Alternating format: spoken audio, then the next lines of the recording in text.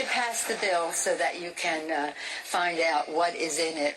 What? If you like your doctor, you will be able to keep your doctor. What difference at this point does it make? Doesn't make sense.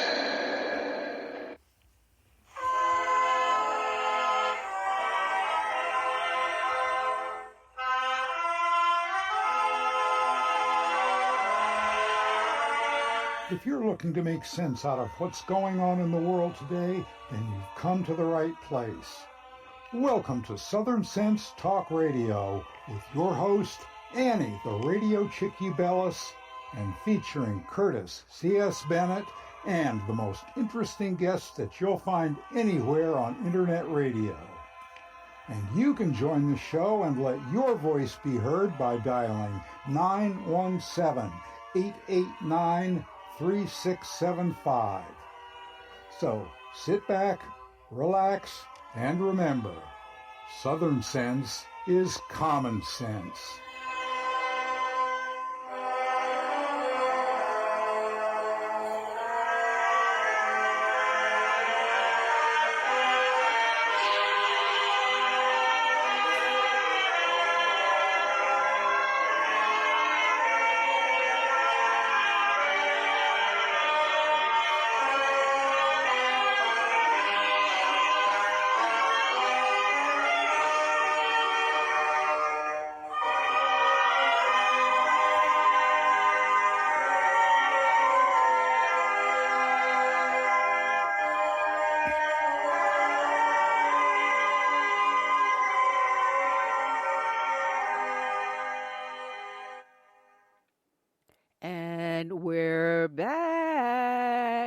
Welcome to another adventure here on Southern Sense, live on Blog Talk Radio and SHR Media, up on iTunes, Stitcher, Spreaker, YouTube. No, not on YouTube yet.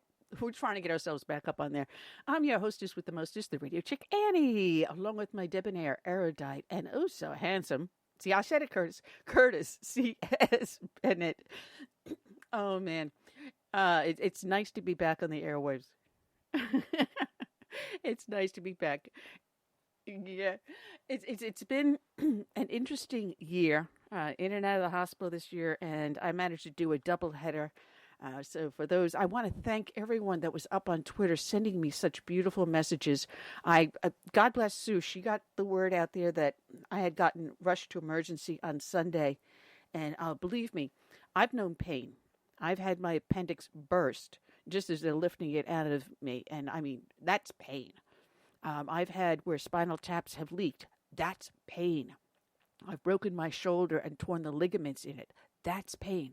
But what I experienced Sunday made it all look like a walk in the kindergarten park. Unbelievable. And I was so bad. God bless these guys at our emergency services here on Ladies Island. They were here within moments. I was curled up in a fetal position on the bathroom floor.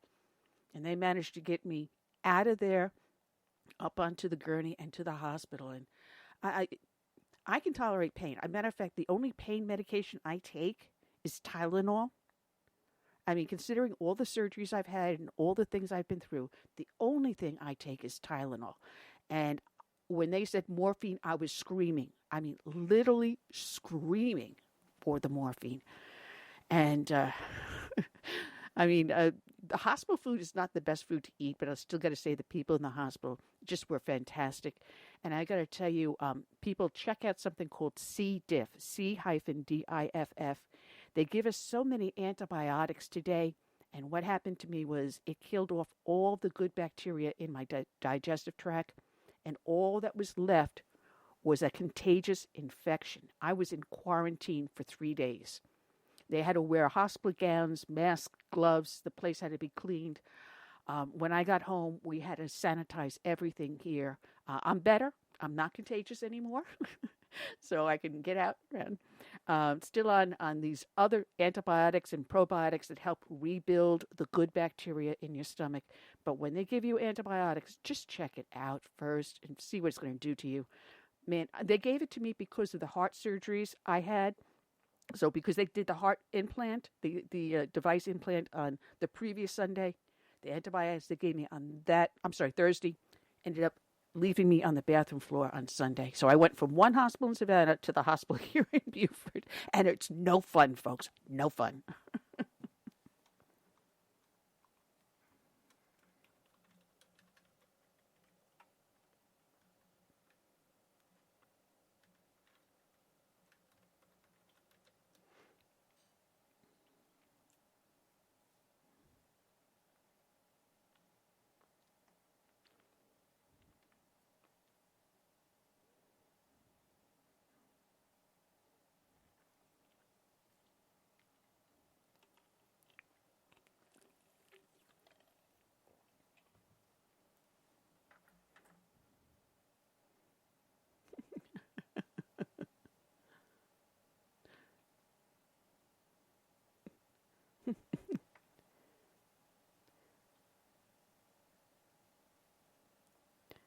Oh,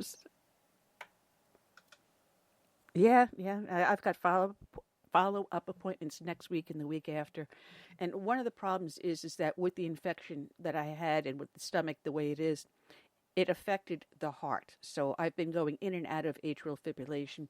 I'm okay at this point. As long as my heart rate remains below a certain level, I can function daily. I'll get out of breath. I'll go to, outside to get the mail, and I found out, don't do that. Ask your husband to do that, because it's a long walk down the driveway. My driveway can easily fit 8 cars. So I learned yesterday, if it's something like that, honey, please go get the mail and the newspaper for me. So I got to take it a little bit easy, and every day is a little bit stronger, a little bit better. I went out of AFib for about an hour today, which means my body is healing.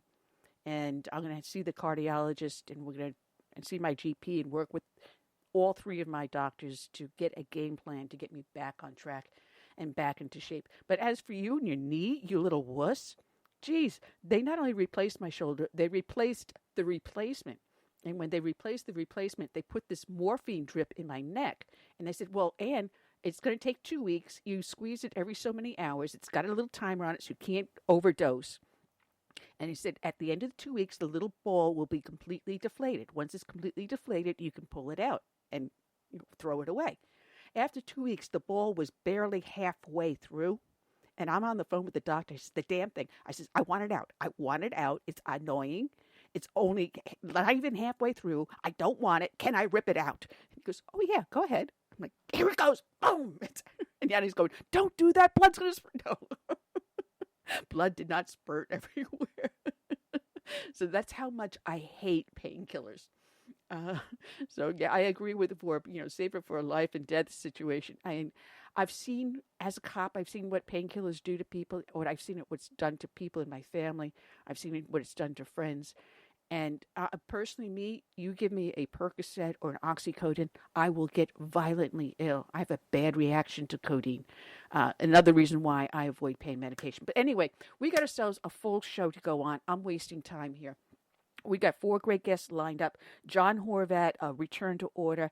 People see his posts all over the internet, and you'll probably get his emails. Jennifer Lawrence is with WeBuildTheWalls.us. She's the spokesperson for that, and that's a bang-up job they're doing there on the border. They're going to have Andrew Farley, who has his own podcast and other things going on. He's got a great book out, Twisted Scripture, Untangling the 45 Lies Christians Have Been Told. And I'm telling you, I read the intro, and I had brought that to one of my doctor's offices for my visit. And he happened to belong to the same church, and he looked at the title, and he sort of like snorted. He's like, oh, great, more propaganda. And I said, no, believe it or not, when I started reading the book through the intro and the first few chapters, I was in tears. Someone really finally gets it. It's going to be fun talking to him. And then we're going to close out the show with Myron Magnet. And this guy's a character. I mean, you just look at his picture and you know this is going to be a pisser. He's got a new book out called Clarence, Thomas, and the Lost Constitution. And this is so perfect because we've had the decisions that came down over the last 2 days before they went into recess. We're going to be talking to him about his book and what's going on. That said, I'm wasting time. And we start off each and every show with a dedication to a fallen hero. And today's dedication is going out to police officer Matthew J. Rittner of Milwaukee Police Department, Wisconsin. His end of watch was Wednesday, February 6th of this year. This is from the Officer Down memorial page. Police officer Matthew Rittner was shot and killed as he executed a narcotics and firearms-related search warrant at a home of the 2900 block of South 12th Street near West Dakota Street. As tactical enforcement unit attempted to breach the apartment door, the suspect opened fire with an AK-47, shooting through the door and striking Officer Rittner in the chest. Officer Rittner was transported to Freeport Hospital, where he died from his injuries. The subject who shot him was taken into custody at the scene. He was charged with first-degree intentional homicide and numerous other narcotics and weapons charges. Officer Rittner was a U.S. Marine Corps veteran of the War on Terror. He had served with the Milwaukee Police Department for 17 years. He survived by his expectant wife and child. And this is from jsonline.com by Bill Glober and Mary Spicoza of the Milwaukee General Center. And they write, Matthew Rittner was not afraid to face danger, whether on the dusty roads of Iraq or the streets of Milwaukee. As a U.S. Marine, he was deployed twice to Iraq. During a harrowing tour in 2004-5, Rittner was in vehicles hit 3 times by roadside bombs and was in a 4.5-hour firefight in which a fellow Marine was killed. As a 17-year veteran officer with the Milwaukee Police Department, Rittner rose through the ranks to handle high-risk situations as a member of the Tactical Enforcement Unit. If you were to draw a picture of a United States Marine or draw a picture of a perfect police officer, that would be him, said Max Zaruba, a friend who served with Rittner in Iraq. Rittner, 35, was shot and killed while executing a search warrant in the city's south side. He was a great American, a great patriot, said Guillermo Rosales, Jr., who commanded Milwaukee's-based Fox Company 2nd Battalion, 24th Marines during Rittner's 2008 deployment to Iraq. I can see that he had a moral obligation to do the right thing and to serve, give his life to others, Rosales said. Any police officer, being a Marine, is right in line with that compass. Rittner enjoyed working on cars, going to Milwaukee Brewers games, and doting on his wife and their young son. He and Carolyn Rittner were married in September 2017 at Miller Park. It was kind of awesome, said a friend, Michael Wartko. Matt got to throw out the first pitch on the day they got married. Just an absolutely amazing guy. Matt was probably the happiest person in the world to be a dad, to have an amazing wife, and to be a police officer, Zaruba said. He was excessively proud of that. Rittner was a 2001 graduate of Greenfield High School, where he wrestled and played tennis as a senior. In 2001, he became a police aide with MPD. Police department records show he received a Medal of Valor, an award for meritorious service for his work in the Tactical Enforcement Unit. He received a Medal of Valor for helping 3 hostages from a gunman in 2015. The tactical team raced down the stairway to save the hostages from the gunman, the commendation says. The group's bravery and courage demonstrated their commitment to the citizens. He was also honored in 2015 after he and the unit went to a call for a man holding a woman against her will in a home. The man walked outside and was arrested. During the arrest, officers noticed smoke coming from the building and went inside and escorted the woman to safety. They then returned a second time to make sure no one else was in danger. Rittner served 8 years with the U.S. Marine Reserve Unit. He participated in Operation Phantom Fury in late 2004, an offensive against the Iraqi city of Fallujah. That area would be known as the Triangle of Death. He was just fearless, said Ryan Lackey, who was Rittner's platoon sergeant. He was a Humvee driver for an entire tour that we drove only unarmored vehicles. If you took a direct hit from an IED or an RPG, you were dead. We called them suicide sleds. We all knew that every time we loaded into those vehicles, it might be our last, Lackey said. During Rittner's second tour in 2008, Lackey said the unit monitored and mentored a local police force. During that tour, Rittner told the Milwaukee Journal-Sentinel, "I expected there to be more to do, more enemies. I don't know what to say. We're not doing anything. But sometimes it feels we aren't at war anymore." Lackey said Rittner used similar skills with the Marines and the police. "I knew he carried some common sense, the same selflessness and dedication to a greater good to his job as a police officer as he did in the military," Lackey said. Wartgau said Rittner was a genuine, caring person. What Matt told you something, that was his word. His bond. He didn't sugarcoat much. He was just a factual guy. Rittner's friends were trying to cope with his death. "I think a lot of people are still in a state of shock," Wartgau said.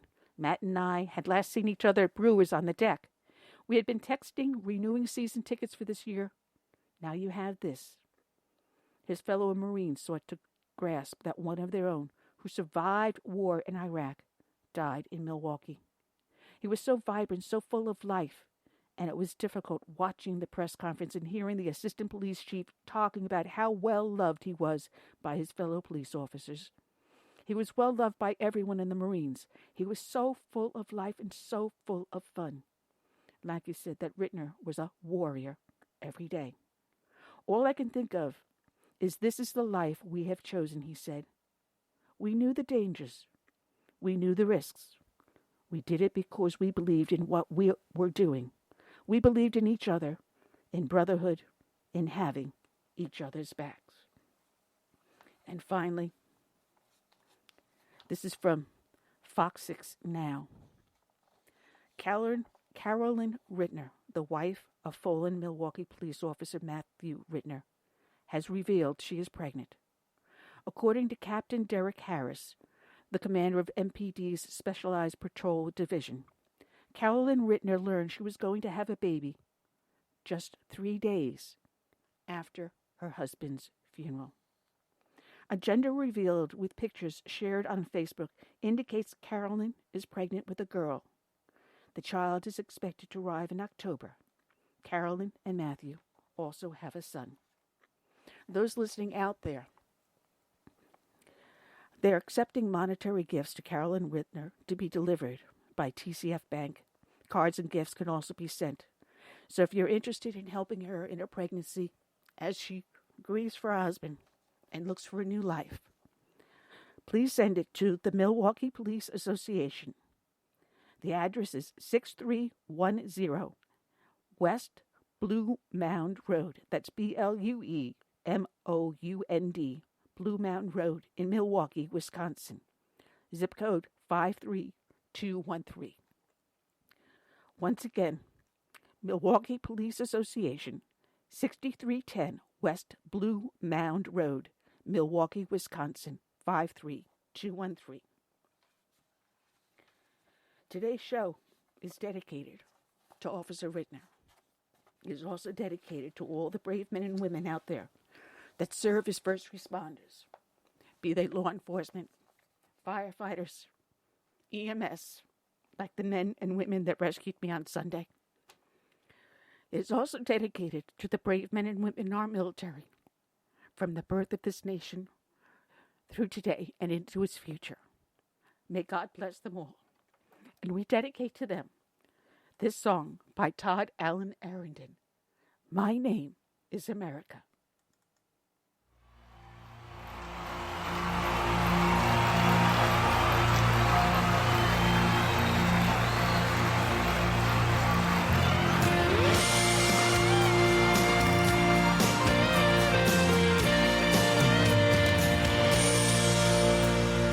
Born in the grip of oppression, I fought for my liberty.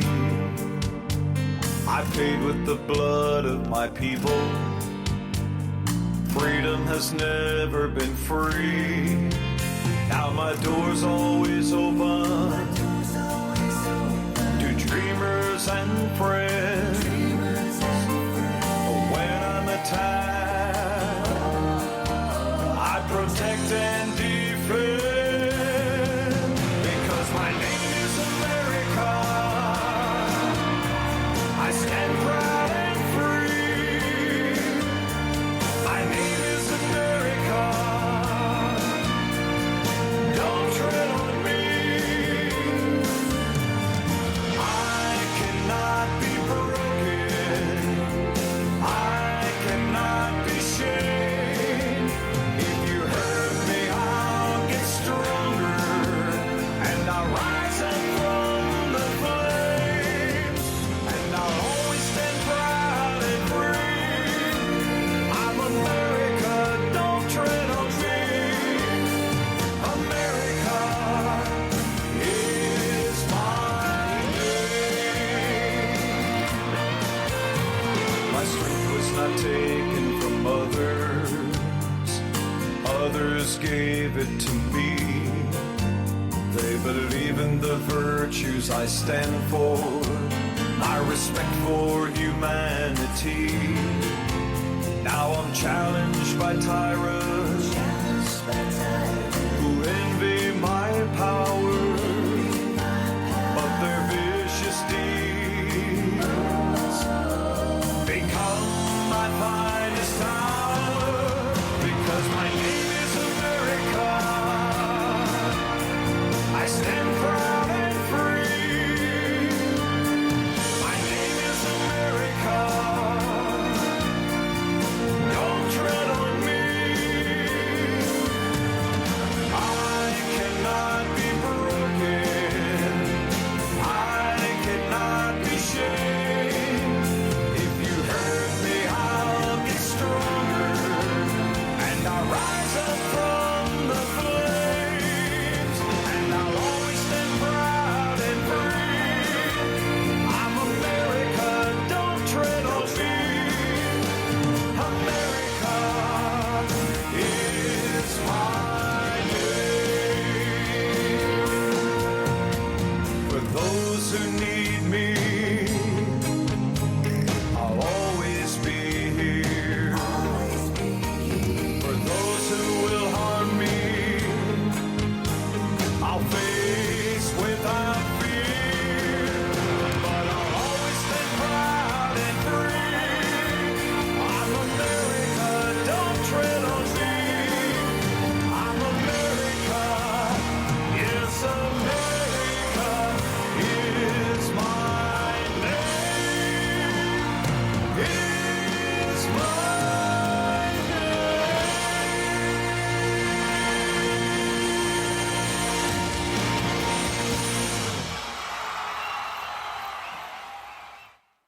All right, and you're back listening to Southern Sense here on Blog Talk Radio, SHR Media, up on iTunes, Stitcher, Spreaker. Oh, the heck with it. Just go to the name of the show, put a dash in the middle, southern-sense.com. Of course, you know who I am, of course. I'm your hostess with the mostest, the radio chick, Annie. And you know who my co-host is, the one and only original radical, Curtis C.S. Bennett. Matter of fact, Curtis, pump your website out. I always forget to do it, so just hit me with a wet noodle and just tell people about your website. Oh, man.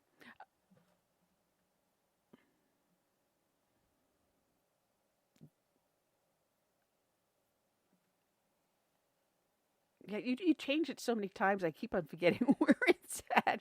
You actually should send me the link so I can send me the link so that way I can link it up to my website too, so I can tell people if you go to Southern Sense, just click on the Original Radicals to go to your website. How's that for an idea? We can solve that problem easily. That'll work. I'm gonna have something up every once in a while. I'll see an editorial or something that will just blow my gasket. And you and I were talking about this off air. I'm going to have to wait for my local rag to publish the editorial on their online site so I can link it. But I am going to be putting up a rebuttal to someone who wrote an editorial asking for or telling us that we need mandated birth control. Mandated, government legislated and regulated mandated birth control for women of childbearing years. And if I try to go into this whole thing and the guest calls in the middle of this, we'll never get the show over with. But I'm going to be doing a rebuttal to this. And he talks about unwanted babies. Now, I got to admit, I have to give him credit for calling them babies and not fetuses or zygotes. He had enough tenacity to recognize that these are human beings, these are children. But when he said unwanted, you know, I mentioned this, I think, on the last show, I was telling someone about this. Just recently, just north of Georgia, a family had come home, and they lived on the edge of a woods, and they heard a cry in the woods.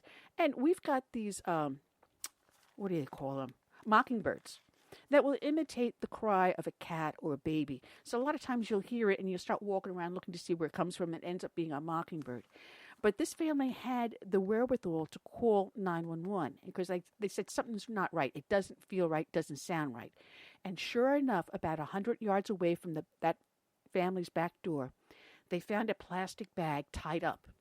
And they heard the sounds coming from inside the plastic bag. It was a newborn baby girl, only a few hours old, with the umbilical cord still attached, crying. They rescued that baby. Had they not got that baby when they did, she would not have survived. And thank you very much. They got the child in time. The offers to adopt this little girl came in by the thousands. So these women that go for these abortions, saying that these are unwanted children, unwanted babies, unwanted preborn, are full of shit. I'm sorry, you know I don't curse, but I'm getting angry. And he puts in here unwanted babies. Someone wanted that baby abandoned in the woods. If those children were allowed to be born, the next Einstein could be here. The next leader of world peace could be here. The one that could find the cure to cancer, to AIDS, to half the other diseases that are going on in the world could be here. And you have no idea how many have been flushed down the toilet because of these pro-choice individuals. These babies are wanted. Don't tell me they're unwanted. I mean, in my own family, there was the daughter of one of our family members became pregnant. She was young. And she was trying to decide what to do. My husband and I are up there in our years. We are senior citizens. I'll admit that. And I said, I don't care how old we are. We'll take that baby. And if in 5, 10, 20 years she wants to connect with that child will be here. And we will not talk one bad word about it. We want that child. It was too late. She had already aborted it. That child was wanted. So don't tell me about unwanted children and using it as an excuse for abortion. Using it as an excuse for mandatory government legislated and regulated birth control for women and telling us it's a woman's health choice. It's a woman's right, he writes in here. It's a woman's right to be told by government that I must take this birth control, even though I disagree with it. You're telling me it's my right to be regulated and legislated by government on what my body can and cannot do? You're saying that about your pro-choice. You don't want government telling you that you can't have the abortion. But you're telling me at this same point that I must have this birth control. And oh, by the way, he said it would help in stopping unwanted pregnancies from rape and incest. But it doesn't stop the actual crime of rape and incest. So here's an idea, guys, out there, those of you listening. If you're going to do mandatory legislated and regulated birth control for women of childbearing years, here's a thought. Let's do mandatory chemical castration of men that have viable sperm. As soon as their sperm are viable, why don't we chemically castrate them so they cannot commit rape or incest or create unwanted pregnancies? What's good for the goose is going to be good for the gander. How's that, you liberal idiots?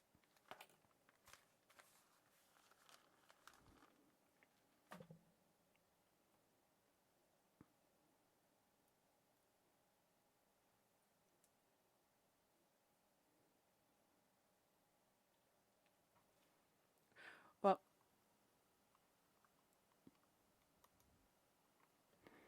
absolutely. Absolutely. And let's bring our next guest, our first guest in, the first victim of the show. Let's welcome aboard John Horvat of returntoorder.org. Good afternoon, John. How are you today?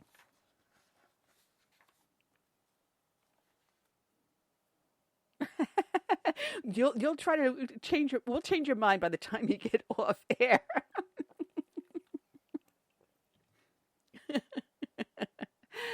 Oh man, I'm sorry. I was in the middle of a rant when you called in.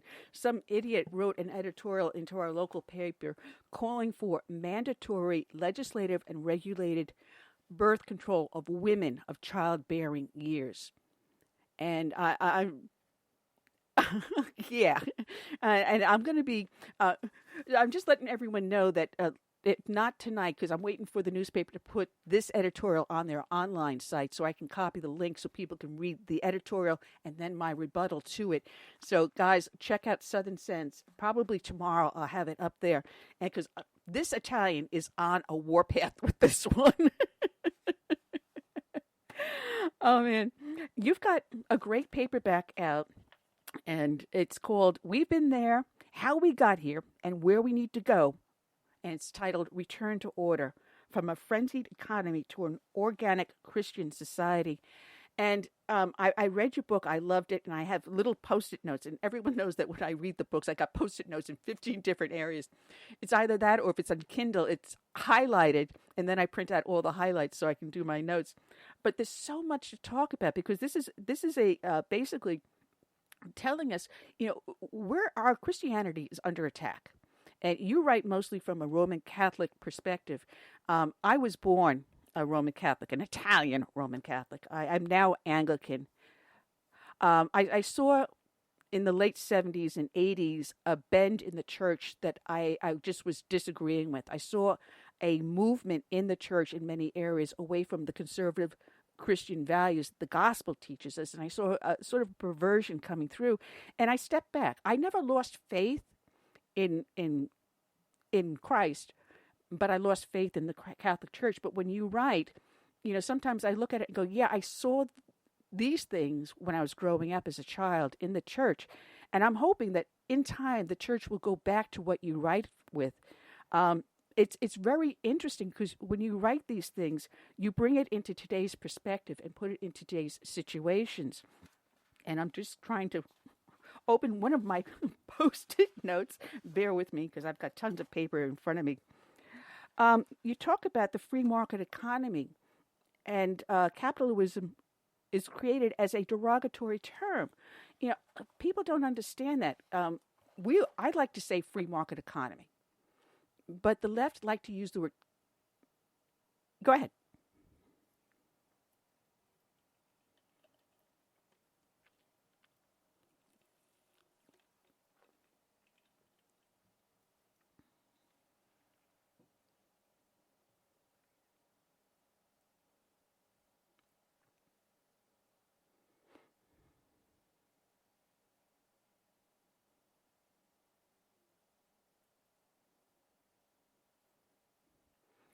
Absolutely, absolutely. And we're facing a situation here where we see a movement towards socialism. But if you think about the gospel and the way Christ teaches it, he constantly talks about, you've got to earn your place. Basically, he says. So, if you're not willing to work, why should we feed you? Is basically what he's teaching. And yet we see the socialism going, well, no, it's a human right to have food. It is a human right to have housing. It is a human right to have health care. But that's not what he taught. Because when I was listening to the debates last night, I'm hearing this over and over again. I looked at my husband and I said, if this is such a human right to health care and all these other wonderful things, and Christ had the ability to do this, why did he not spread his arms over the entire world, heal everyone, give everyone food, everyone housing all at once, and solve all the ills in the world?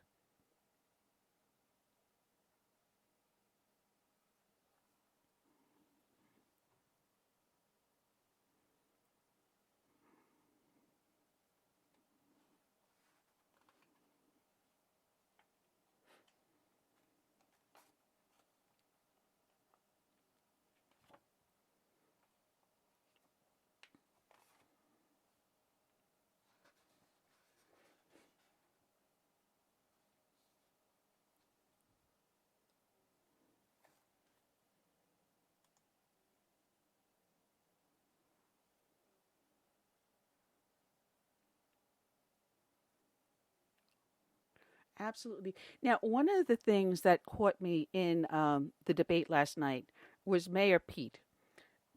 And I kind of like did a double take when he did it. And I saved this clip for you. Deliberately found it and pulled it up. And I want to get your reaction. Whoops. Uh-oh, something else is playing in the background. What the heck do I have here going? I forgot to turn off the song from the dedication. Okay, my bad. So let me bring this clip up of Mayor Pete, and I want to get your reaction to this. We've got to talk about one other thing, because the Republican Party likes to cloak itself in the language of religion.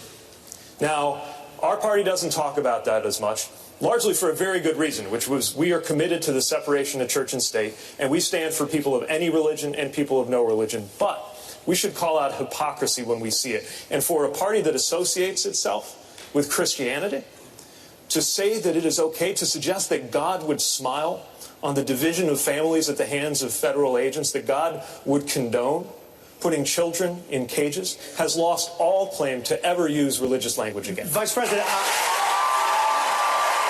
Mr. Vice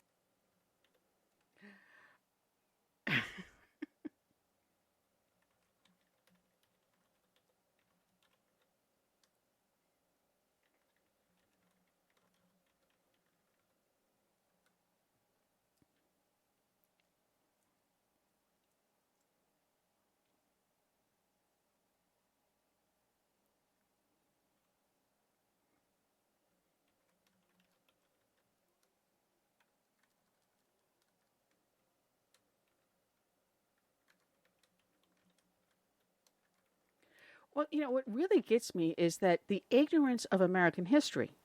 Has he forgotten the Black Robe Regiment that led from the pulpit and then later on the battlefields? How many of our generals and soldiers were men of the cloth?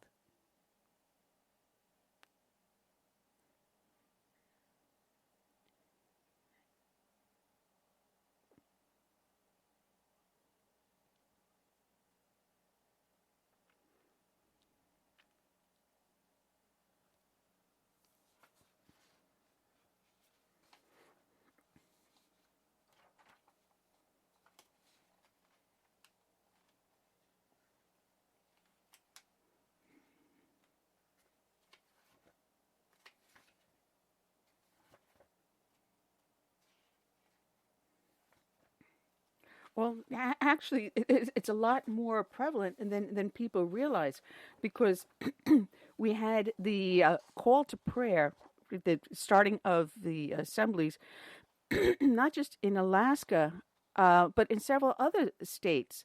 You have in Arizona, they want to put up a huge Satan statue. They have children as young as 5 exposed to Satan clubs. And, I was watching the ads for TV shows last night, and it struck me quite a long time ago that they're getting more and more macabre, more and more. And also now, the evil and bad guy seems to be the good guy.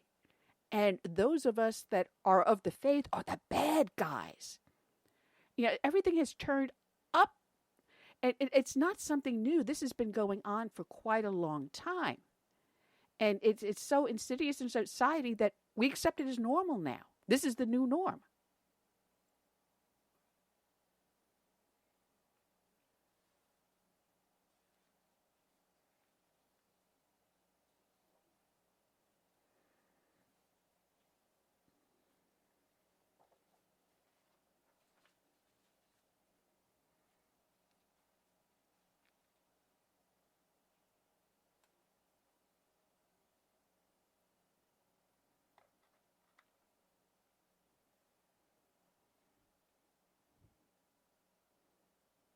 Yeah, now you were out there. I don't know if I think you were personally out there with a bunch of other people at the Kenai Peninsula Borough Public Assembly back in June. This is June. We're not through June yet, right? We're still about 10 days ago. And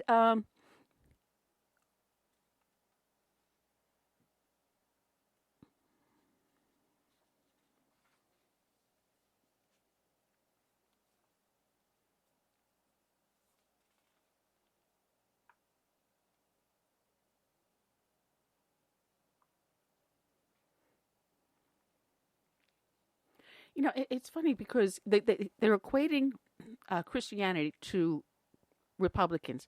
And, by doing that, they may have just lost a large of their Baptist base here in the South, the heavy Bible Belt where I'm in. How many Baptists are faithful Christians? And all of a sudden, here they vote Democrat, heavily Democrat. You got the African-American Baptist churches down here. And they've been lifelong. Their parents were that. Their parents' parents were that. Their children are Democrats. But yet they are highly Christian people. And when you see these individuals, these Democrats up on the stage saying, well, Christianity is associated with Republican Party. Well, thank you. Just gave me a bunch of voters over here for Trump. Thank you. Did that make any sense?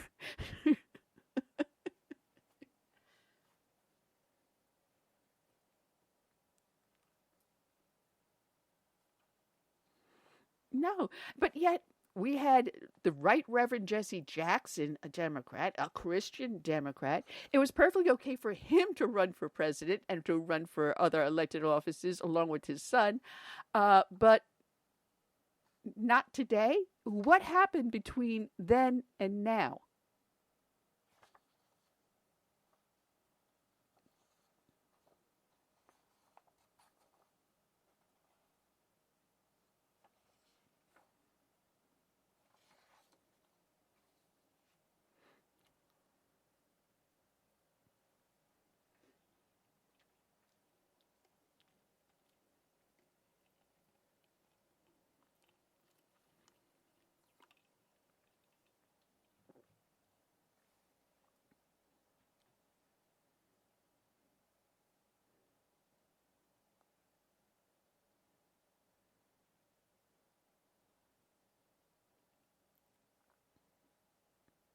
Well, I love it when people.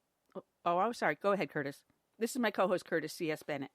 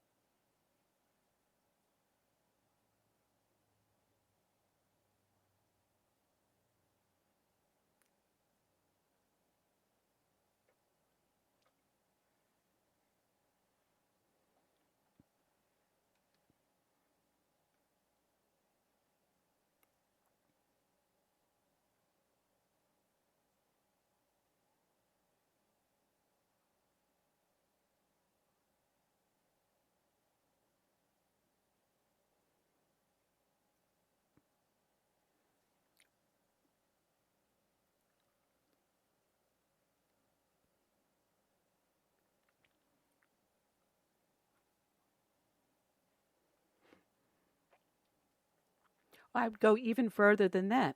When Christ returned after the resurrection and he was there in the room bestowing the Holy Spirit upon his disciples, he did not say, send the message out to have people come in.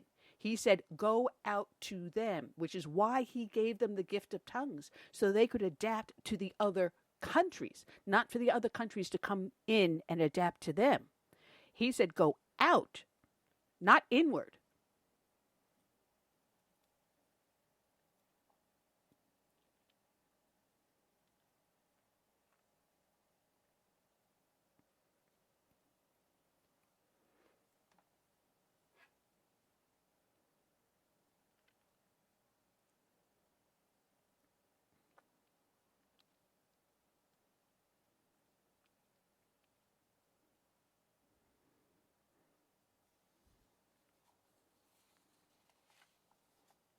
Yeah, and I want to mention.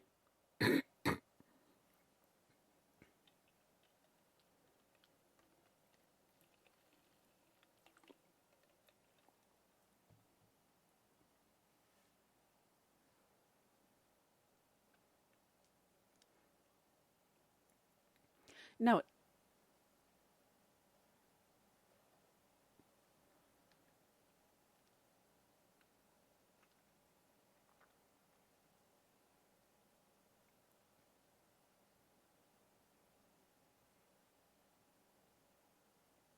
absolutely. Now, Beverly posted a link in the chat room about sexual deviance and kids, which is the very next thing that was up in my hand, because tomorrow you've got something going on in Raleigh, North Carolina at Medicine Mama's Pharmacy. There's a drag queen story hour that will take place for, catch this, guys. If this isn't sexual deviancy and child abuse, I don't know what is. Children between the age of 3 to 6 years old will be read these stories, the Drag Queen Story Hour. This is sick. This is absolutely sick. And you're planning on, yeah.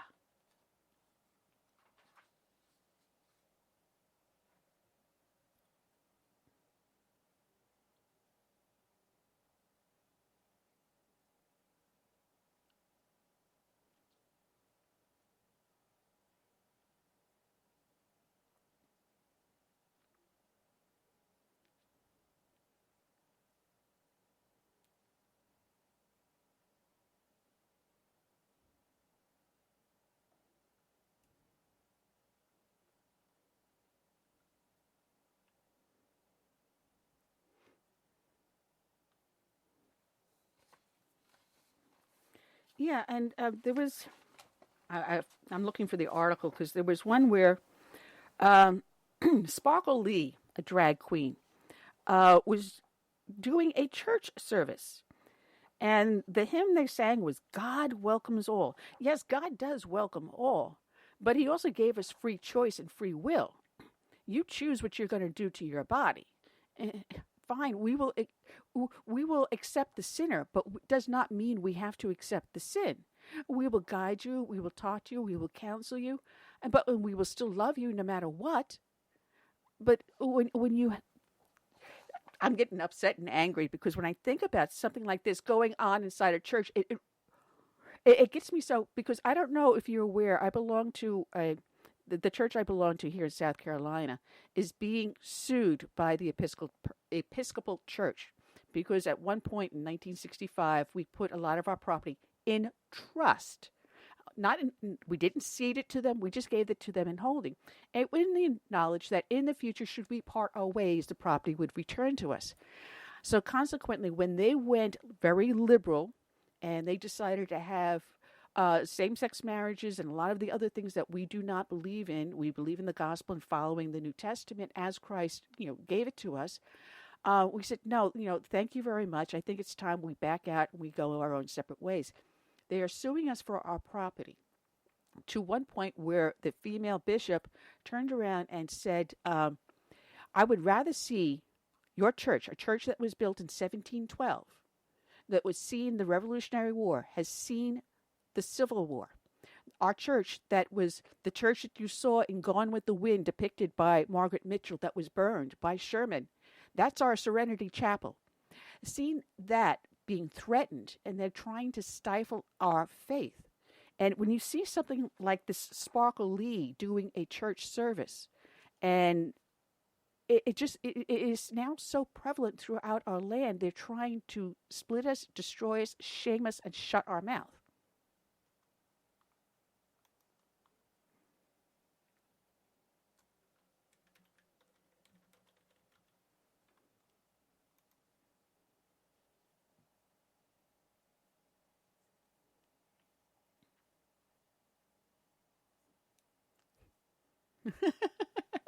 Well, just so that you know, John, this is how much of an activist this is. I came across an article about our church and the Serenity Chapel. It's in a town called Yemisi, which is about 45 minutes away from the main church. And, once a year we have a service there where the congregation comes in. We have the service. We have a nice picnic afterwards. We open it up to tourists and for members of the congregation to have weddings and other ceremonies there.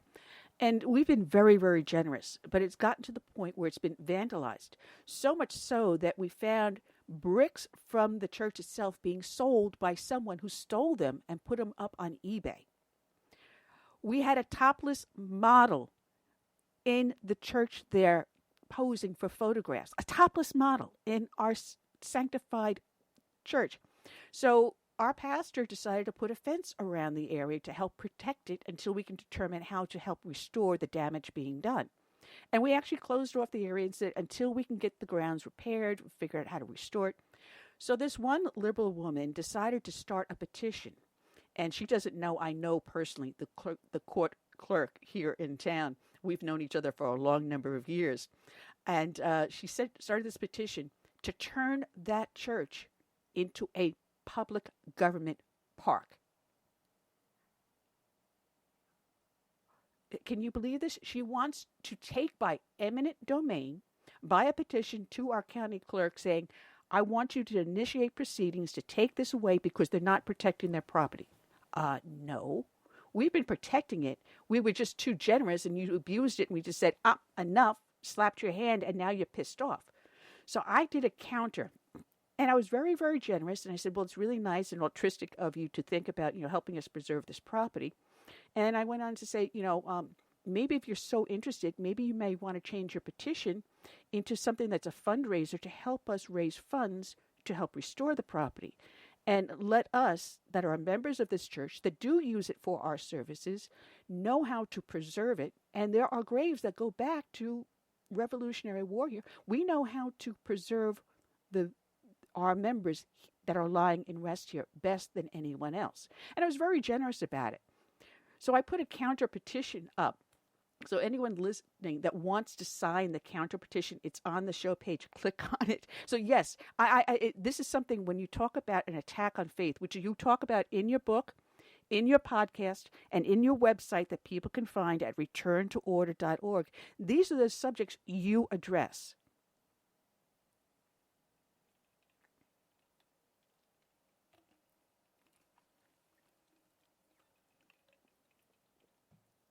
And you do a wonderful job because if people go there, you talk about why happy people don't commit suicide. You address a lot of issues, including socialism, how one specific company was trying it and found out it doesn't work. The free market does work. You bring up issues about the satanic cult, about the child abuse with the LBGT community and the transgender lessons.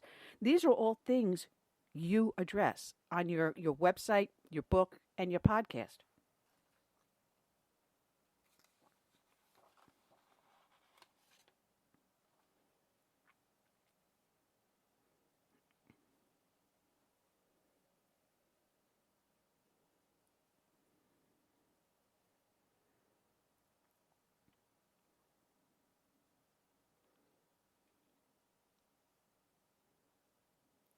Now, one of the things I found on your website was a petition because a lot of these liberal websites, and it happened to me, I got censored today, such as Facebook and Twitter and Instagram and all these others. If you've got a conservative voice out there, your hand is being slapped. Now, I went to put up the ad, which I've been doing this show for 9 going on almost 10 years. Never had this done before. They said, oh, you've got a political or a social issue website here. So you have to go through all these little steps before we can approve you putting an ad out there to let people know that your show's out there. This has suddenly changed overnight. And we're finding that they're changing the algorithms to influence the election as well as our faith. And these are, again, when I was reading your book, I had started marking it. I was marking Facebook, Google. And then, of course, when I went onto your website, I saw the petition. I'm saying, birds of a feather, we think together.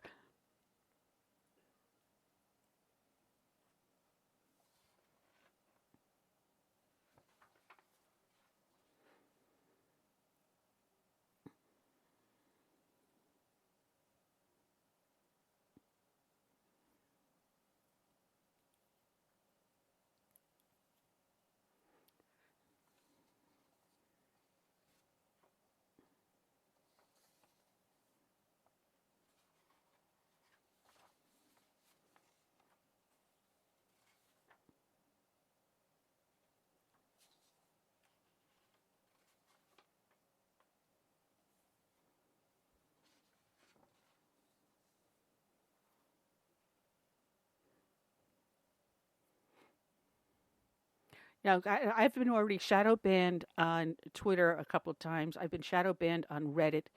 Now I'm getting Facebook that is, censoring me. So, hey, I've got the red flag of courage on me. I wanted to, and you put quotes around the word right. Now, I had to get a kick out of this because we've had Milo Yiannopoulos on our show, and believe it or not, he is a Catholic, but he's involved in Boston's Straight Pride Parade, and that left me cracking up because everyone knows Milo is married to a man, even though he stays, faithfully Catholic. But what's your take about Boston attempting this Straight Pride Parade? And we've been all screaming it. If you have a gay pride, why can't we have a straight pride? What is wrong with that?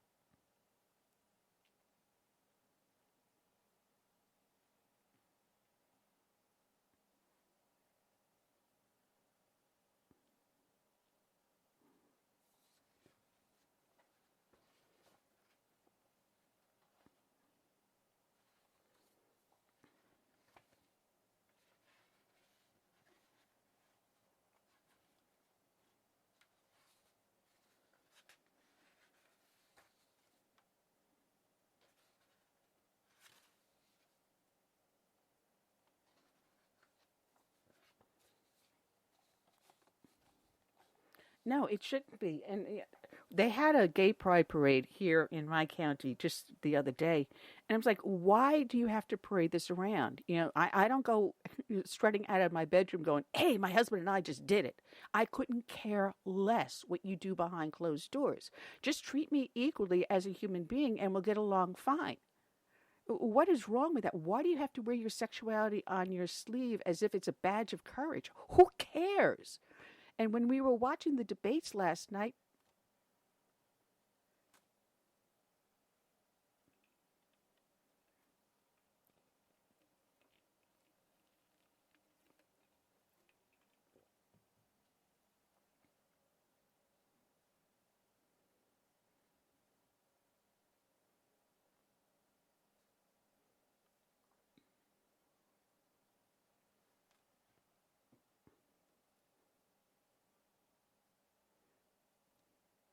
no, and it's like, who was it? Was it Castro that said that he would provide abortions for men? And I'm like, is there a problem with this one here? Uh, I,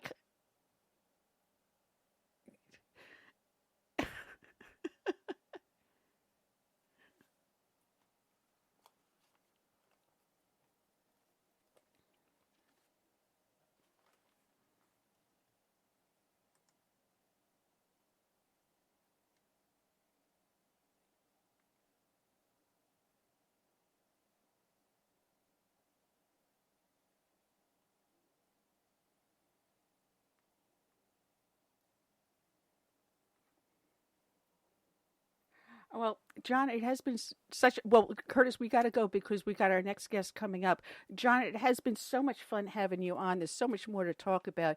But I'm telling people, go to your website, which is returntoorder.org, and the book is Return to Order. They can get it on the website there. It is an excellent book. I enjoyed it very much, and I thank you for joining us. And we'll have you back on. There's so much more to talk about.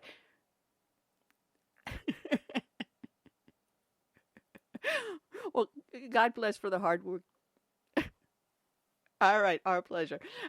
Check out John Horvat. All right, and we will be back in a few moments. I've got to make a call out to our next guest.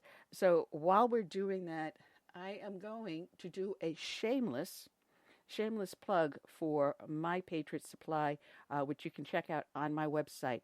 And here we go.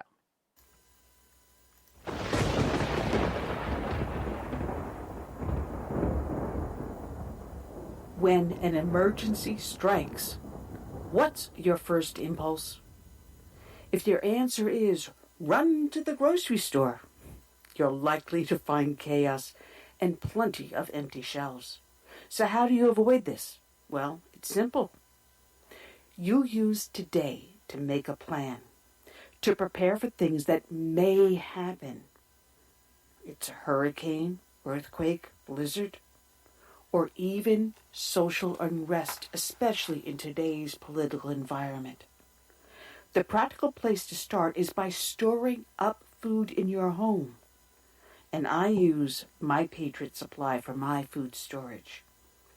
If you don't have an emergency food supply, it's time to do so. Here's a great item that makes it really simple. A 2-week food kit that comes in a rugged tote. And it's only $75 when you go to my special website, preparewithsouthernsense.com, or call 888-441-7290. This food kit includes breakfast, lunch, and dinners that will last up to 25 years on your storage shelves. So order now and prepare yourself, and then rest easy. So it's very simple. Just call 888-441-7290 or go to preparewithsouthernsense.com. You know what? Let's make it even more simple than that. You're listening to my show, and it's called Southern Sense, and you know you put a dash in the middle, southern-sense.com, and click on the icon for My Patriot Food. Well, if you want to insist, you can still go to 888-441-7290 or go to my website, Southern Sense, put a dash in the middle, southern-sense.com. Be All right, and we're back, Curtis. We got our next victim up in the bullpen. She's the spokesperson for WeBuildTheWall.us. And oh boy, is there a lot going down on the border. We have a lot to talk about. So let's welcome aboard the victim of the hour, Jennifer Lawrence. Good afternoon, Jennifer. How are you doing today? Man, it started off, We Build the Wall, as an idea a long time ago, and it's really snowballed, and it is such a wonderful idea and site that you have going on, and I love that the website brings you as you're going through. Oh, good Lord, the engineer, I can see his burly face. I forgot his name. Oh, geez. Brain fart. Foreman Mike. And he gives you the updates. It is so fun.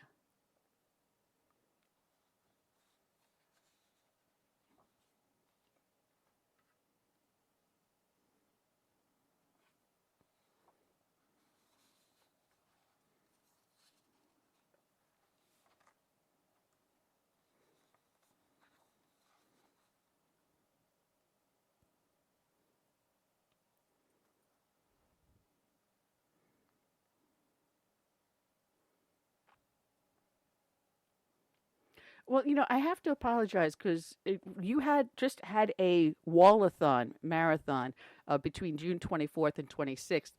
During that time, I was in the hospital. I got rushed to the hospital because I really did want to be online and watch this thing. Yeah.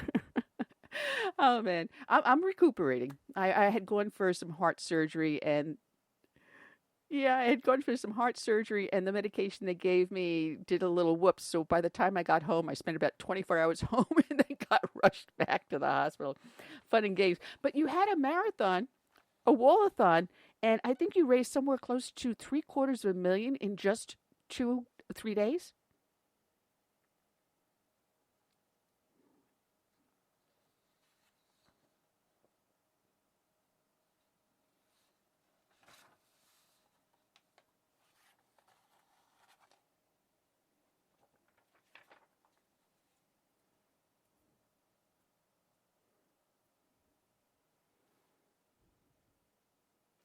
You had to have a real laugh when you watched the debates. Did you watch them over the last 2 nights?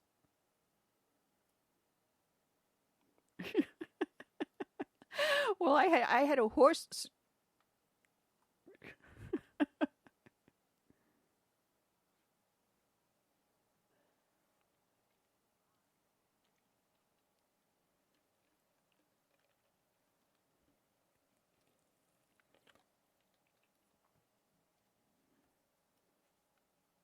I thought it was so condescending. I honestly did. And I guess I wasn't the only one, because today I was listening to Fox News and I caught one of the commentators say the same exact thing. It was just so condescending in the manner in which they did it. And I found it was funny that the two non-Latinos were the ones that started it off on the first debate. And I'm like, okay. But this is their mentality. Go ahead.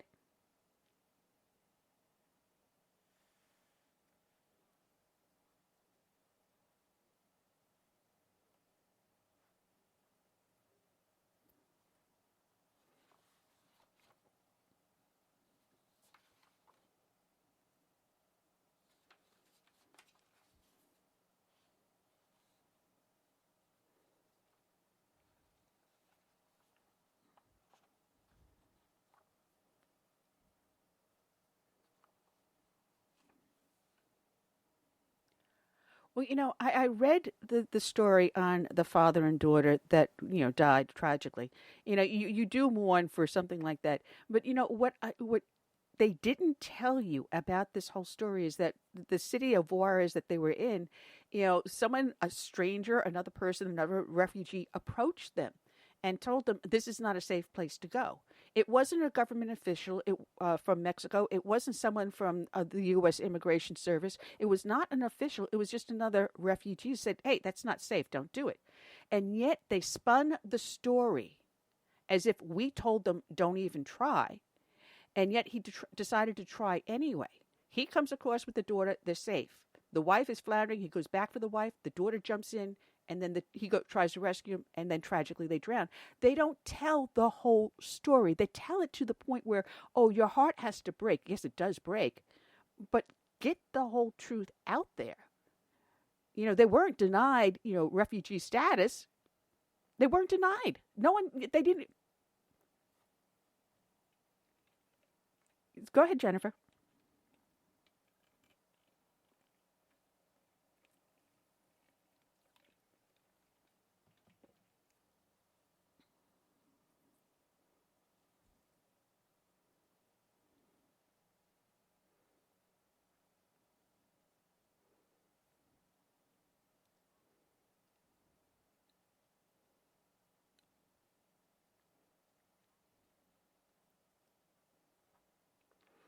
What gets me is that it made it sound like these people applied for asylum and were denied. They didn't.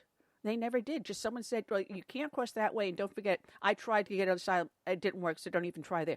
Another refugee discouraged them. And they, at the debates, they kept on repeating 7 children died in custody. Most of them came across with very serious diseases that by the time they got here, we couldn't do anything for them. So, they're going to die in custody. People die because of illnesses. And yet they ignored that 20 times Breitbart reported on migrants' deaths during the Obama-Biden years. And you know what? No one cared. 20 times. And I went through the 20... Oh, I'm sorry. I just want to mention, I went through the 20 times on the ones I could count. And I counted during the Obama years, 811 that I could count. And yet the articles also had others that were in the hundreds without saying the actual number. But we're guilty of 7 children dying in our custody.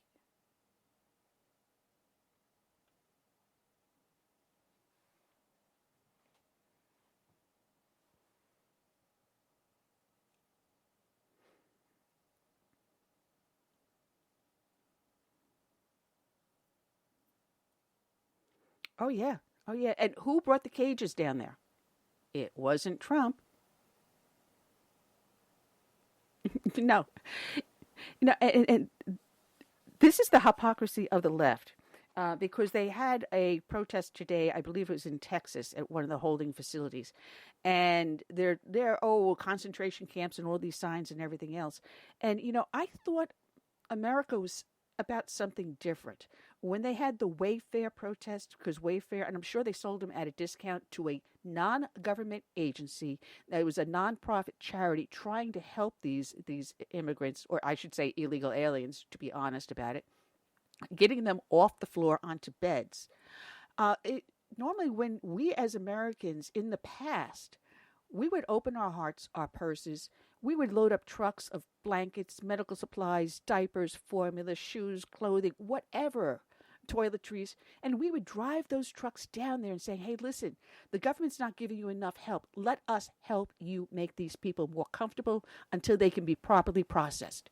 That's what we did in the past. So what has changed? Why are these people stopping us from helping them instead of helping them themselves?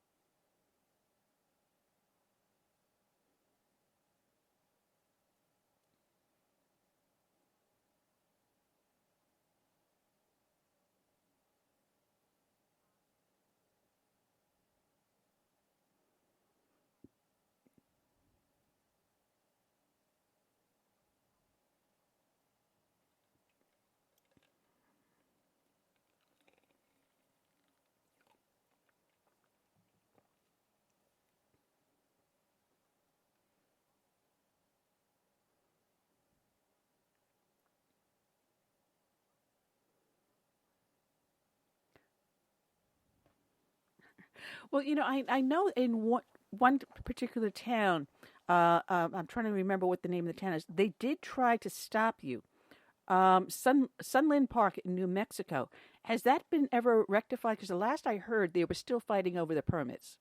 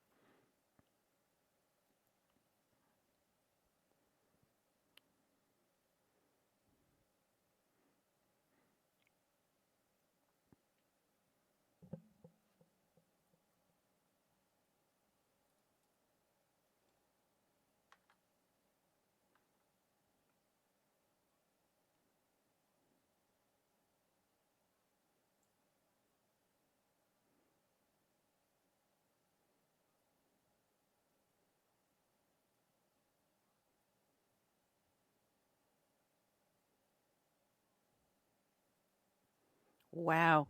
10 days. And our government can't do it. And you guys are doing it section by section and donation by donation. Amazing. WeBuildTheWall.us. Go ahead, Curtis. You had a question.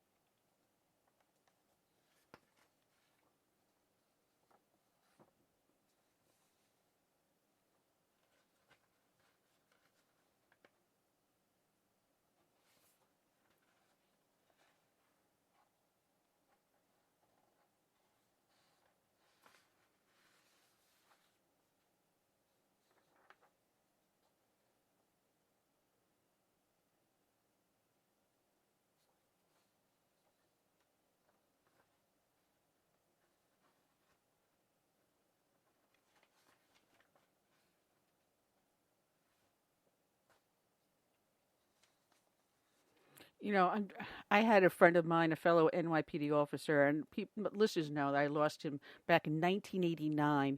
He was killed by an illegal immigrant in the line of duty. He was deported 3 times by another friend of mine who was an INS agent. I don't know if you know Mike Cutler. I've known him for about 30 some odd years. And he deported this illegal immigrant 3 times, and the guy came back and killed my friend, police officer Bob Machadi. This has been going on for decades. I'm talking about 1989. This is happening still today, only it's more blatant, it's more open, and it's involving gangs, involving not so much drugs anymore. It's more profitable for the human trafficking. There was one 10-year-old girl they brought over that they found samples of 20 different sets of semen in her. And this is what they're doing. And this is horrific. And if we don't stop them from crossing, the human trafficking is going to get worse. If they can't get across, then what is the point of finding someone to human traffic if you can't get across? You may save that person's life from being kidnapped or sold into, human prostitution. If we say we shut this down and they can't get across, then what is the point? You understand what I'm saying?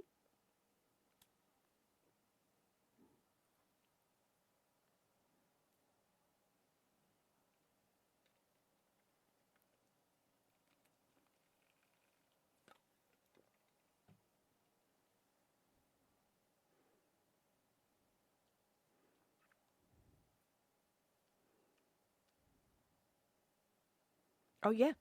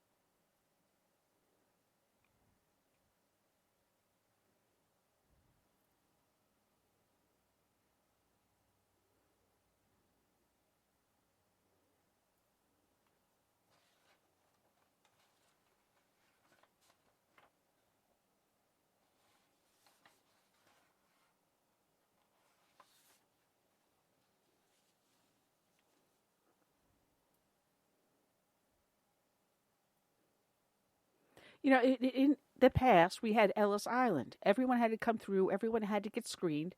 And you had to be quarantined for a certain period of time. And after that period of time, if you show symptom-free of anything, then you're allowed to proceed. And 2 of my grandparents came through Ellis Island. And they went through the whole procedure. And, today, they come across, there's no TSA screening. There's no medical screening. As soon as they come across, they get put on a bus and sent who knows where. You've got outbreaks of not just measles, mumps, tuberculosis. There's LA cops that came down with other highly contagious disease. Now they have quarantined on the border 3 individuals. They don't know what they have. It's possible it's Ebola. And they're still running tests on these individuals. Thankfully, they've quarantined them. But if they don't even know what they have, but they know they have something, and yet these people are coming over by the thousands, day by day. And what are they going to do to the population of Americans that haven't seen these diseases in decades? We thought for 20 years ago, a lot of these things were already wiped out. Yellow fever, things like that are coming through that we've never had to be vaccinated against. And now you're going to see American citizens dying of these diseases.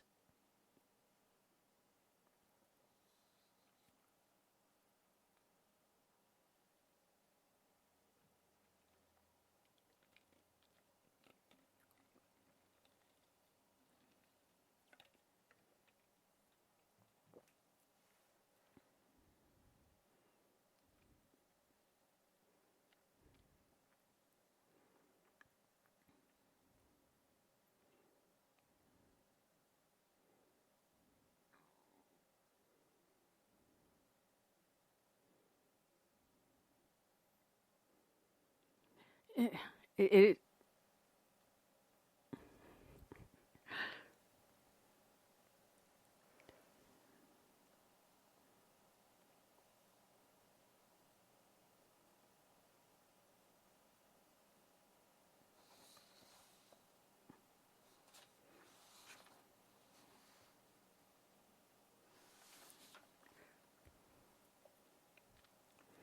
you know,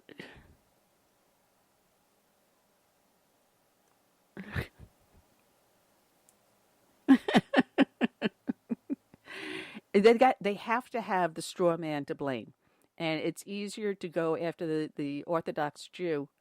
Oh, by the way, you notice they go after the Orthodox Jew, not the Muslim population that is also not being vaccinated. Just go after the Orthodox Jew. They're the easy straw man to go. It's all a political stunt, and you notice the anti-Semitism in that at the same time.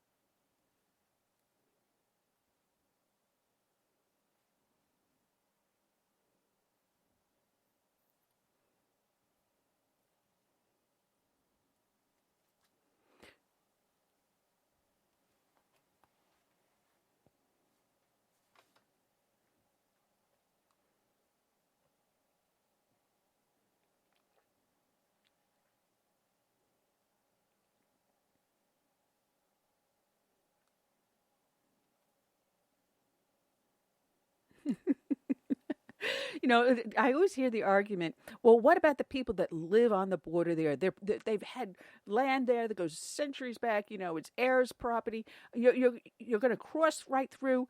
What are you going to do about that when they can't have the grazing land and blah, blah, blah, blah, blah, blah, blah? What are those actual landowners telling you?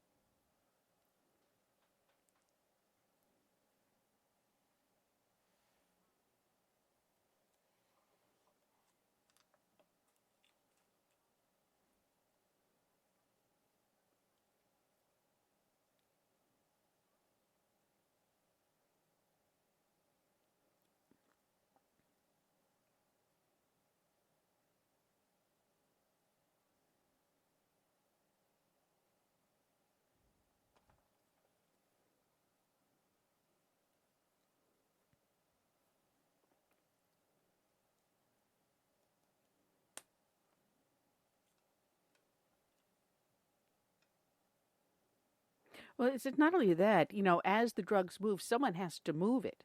So they have an illegal that will traffic it. So if you have, say, for example, an enclave of Hondurans in New York City or Newark, New Jersey, or Washington, D.C., or the Boston suburbs, they will go with the drugs and then blend into the community. So, yes, you're not only just getting the drugs, you're getting the illegal mule coming up there with their friends and family in mass. I mean, how many times have they caught truckloads and carloads of people coming through the main drags, the main highways, hundreds of miles inside the border, being smuggled into the heartland of the U.S.?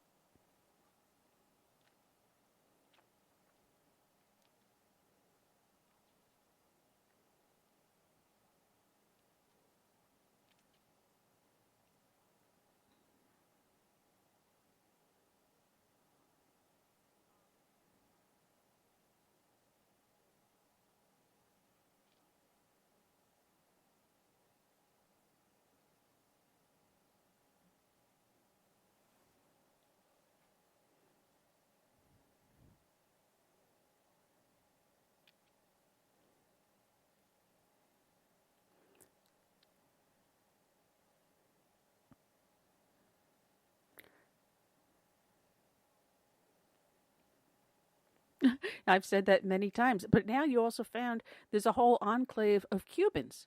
They stopped the wet foot, dry foot for Cuban political refugees. So now they said, well, you can't come into the United States anymore that way. So why don't we set up a Cuban community in the Juarez area? But, oh, wait, we can make more money if we set up a prostitution ring at the same time. So, you're getting it not only just from Brazil, you're getting it from Cuba, but we're also finding Middle Easterners and Chinese. You're finding Koreans. It is other than Mexicans. You've got more than other than Mexicans coming across. It is like the world has said, Americans are suckers. The border is porous. Come, let's get free stuff. And, oh, by the way, the two Democratic debates where they said free health care for illegal immigrants, not for our veterans, not for our homeless in the streets, not for our senior citizens, but for illegal immigrants. They get the benefits that Americans won't get. Jennifer, it has been so much fun to have you with us. I'm going to have you back on. There's so much more to talk about, such as AOC is the gift that keeps on giving on the border. But people can find webuildthewall.us. They can make an actual donation and get their name put on the wall if they want to, correct?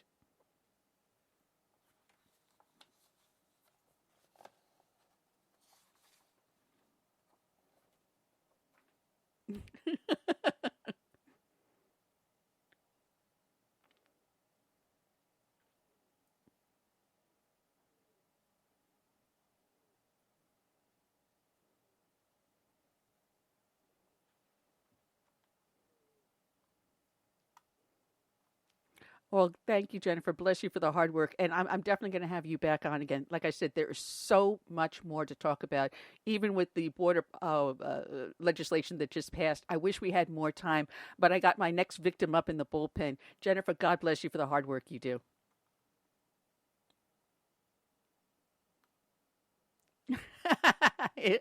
Take care. All right, Jennifer Lawrence, check her out, webuildthewall.us. And let's get our next victim on the line here. His name is Andrew Farley, and he's also a fellow my mind just went into a major brain fart. Broadcaster. He's got a great book out called Twisted Scriptures, Untangling 45 Lies Christians Have Been Told. And I got to tell you, when I started reading his book, I said this before, I'll say it again, I started crying because someone actually gets it. Welcome aboard, Andrew. How are you today? I mean, I've read the book cover to cover, and I do not like interviewing authors unless I've read the book and they know this stuff. And I actually had gone to my optometrist the other day, and I had the book with me, and I was just reviewing my notes with it. And the doctor happened to be a member of my parish. And I started recommending the book, and he looked at the title, and he sort of snorted. And there are a lot of books out there that kind of twist the scripture. And I says, no, Doc, you got to understand. He gets it. He understands it the way you and I see it. He really does understand it. I said, I was crying when I read the first few chapters. You do. I mean, there is a way that you've got a lot of people out there preaching, but they twist it and they distort it. And if you haven't read the scriptures, you don't understand what they're doing to you. They're pulling the wool over your eyes.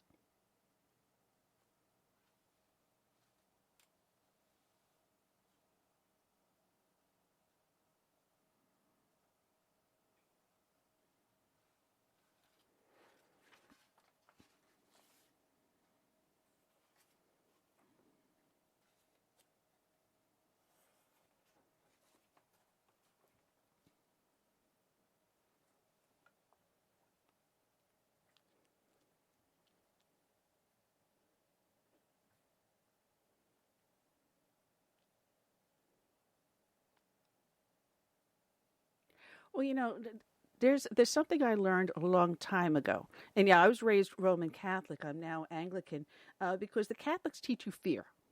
They really do. You've got to fear. But if you actually understood what was being taught in the New Testament is that you walk in love, not fear. And you've got to understand what that means.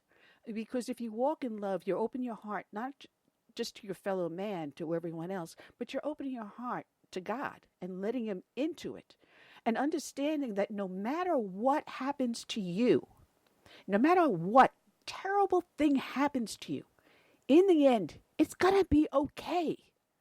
Because in the end, you're going to be up there with God.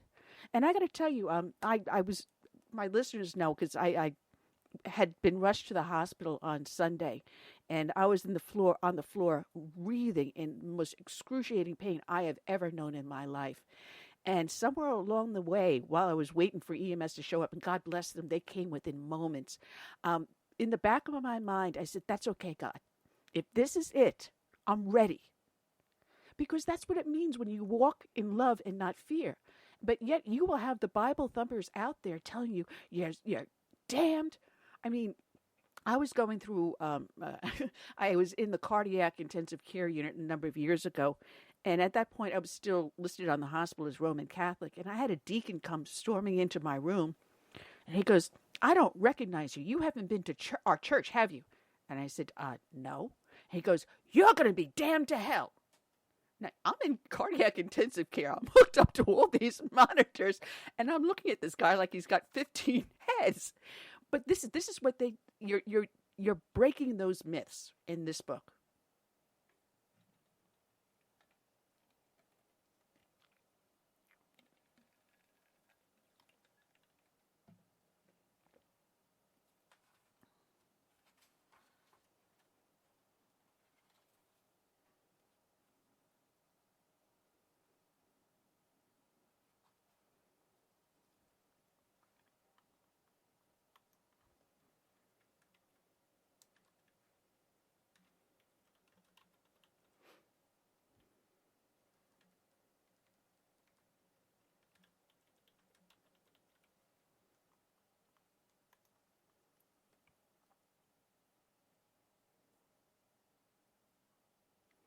It's funny because, throughout life, we waver in our faith. We have a strong, strong period, and then we kind of like wane off a little bit.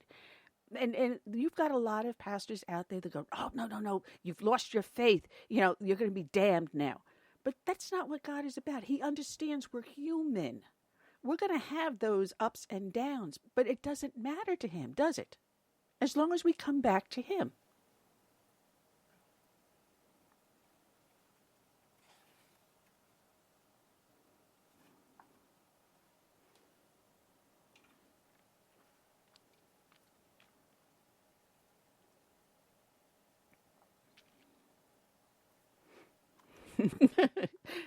Yeah.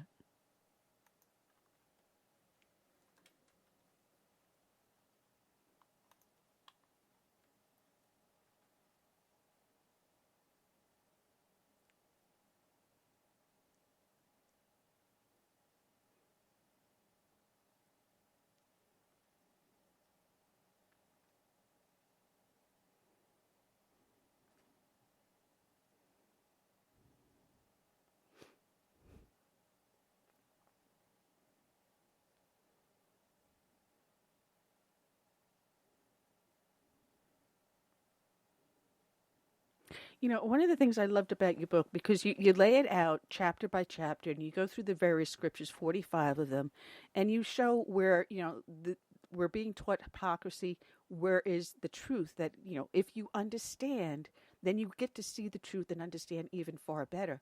And one of the things that at the end of the chapter, you give some notes for people to reflect on.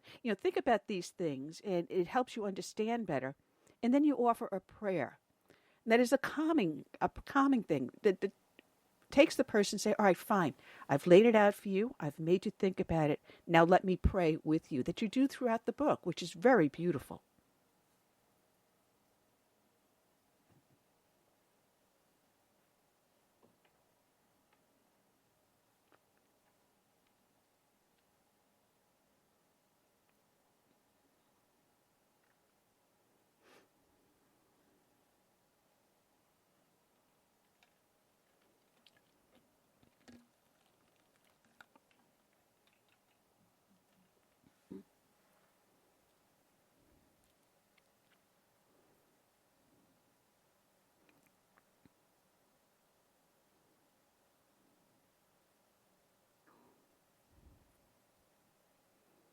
There's one chapter that really struck me pretty hard, and that's where you talk about baptism.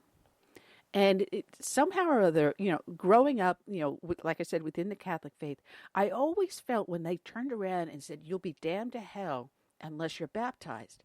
And I in the back of my mind, in my heart of hearts, I guess that's where Christ lays. As a child, I just knew it instinctively that I was being told wrong. How could an innocent child be damned to hell when they haven't done anything wrong yet? And then you explain it in the chapter that you don't have to be baptized to receive the Holy Spirit. It's already in you. And you've just got to recognize it and feel it and live in it, correct?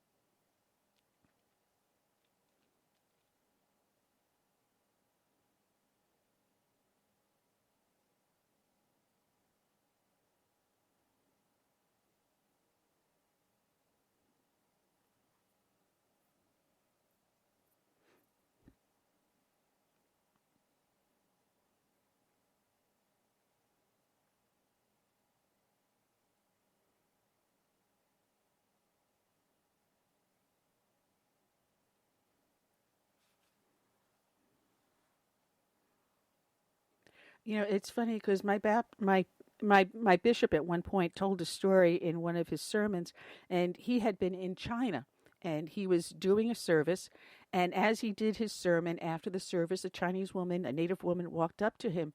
She took his hands, and she said, "Thank you." And he goes, "For what?" He goes, "I didn't know his name. Now I know it." And as you said, you don't have to be baptized to know Christ. You just have to know him in your heart. You may not know his name, but you will know and feel the Holy Spirit, correct?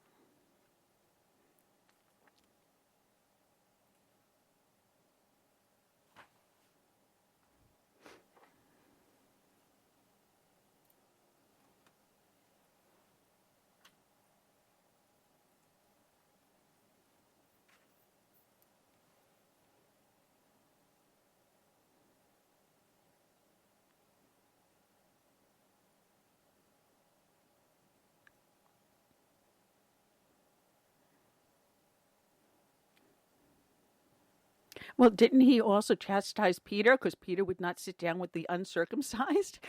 Go ahead, Curtis.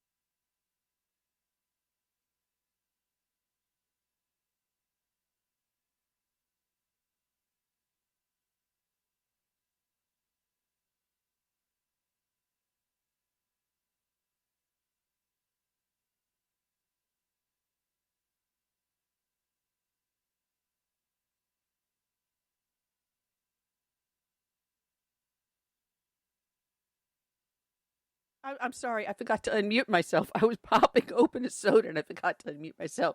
I was saying, if anyone hang on a second. If anyone read Revelations, they know no matter what they throw at us, no matter what we go through here on earth, in the end, we win. It doesn't matter what they do to us because, Andrew, in the end, we win, right?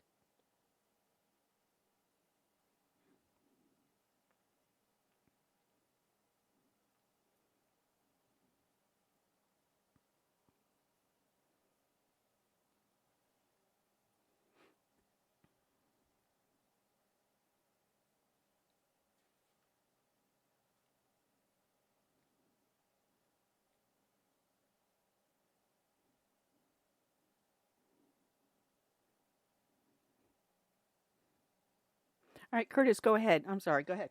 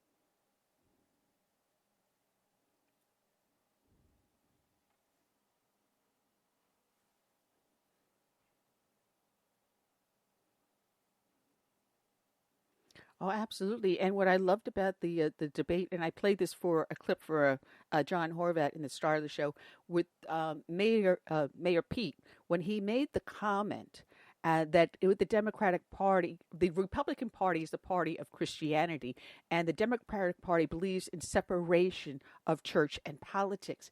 And I just started rooting for him at that moment because I said, here in the Southern Bible Belt, where you've got a lot of Black Baptist churches here, I said, and they all vote heavily Democratic, you just gave the Republican Party a huge boost, don't you think, Andrew?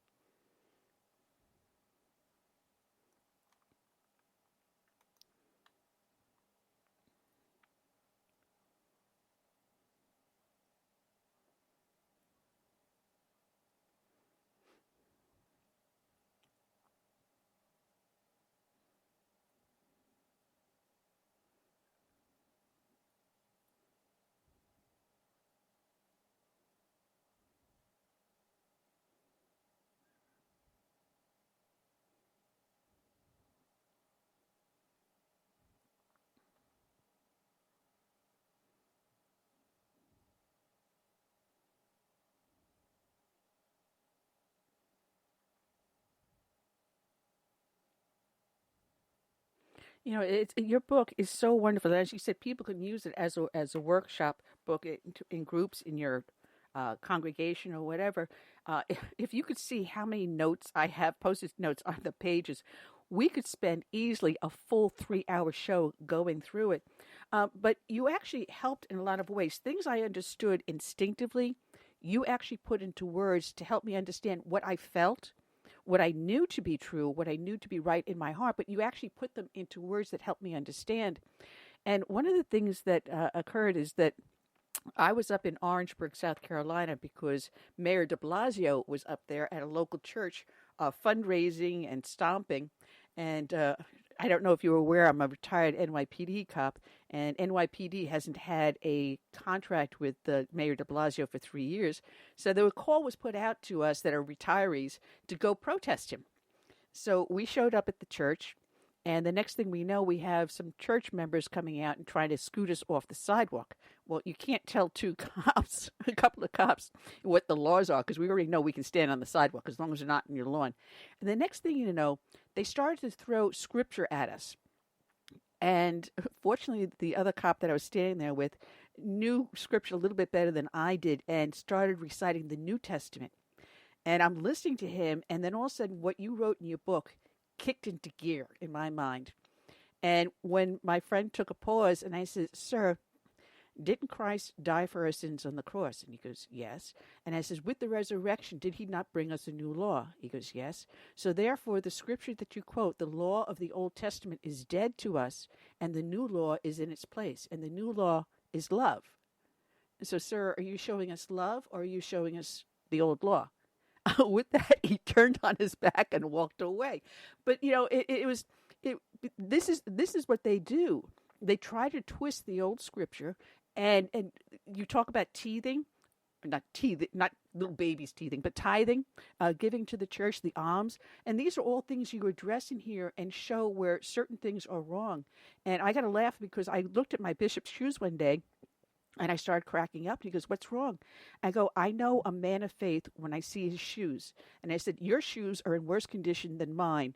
That means you are a true man of faith." So if the guy had $300 shoes on and he didn't have a pair of raggedy deck shoes, you know, I'm not going to go to the church with the $300 shoes and the $100,000 car. I'm going to go to the guy with the raggedy old deck shoes. These are all things you address in the book.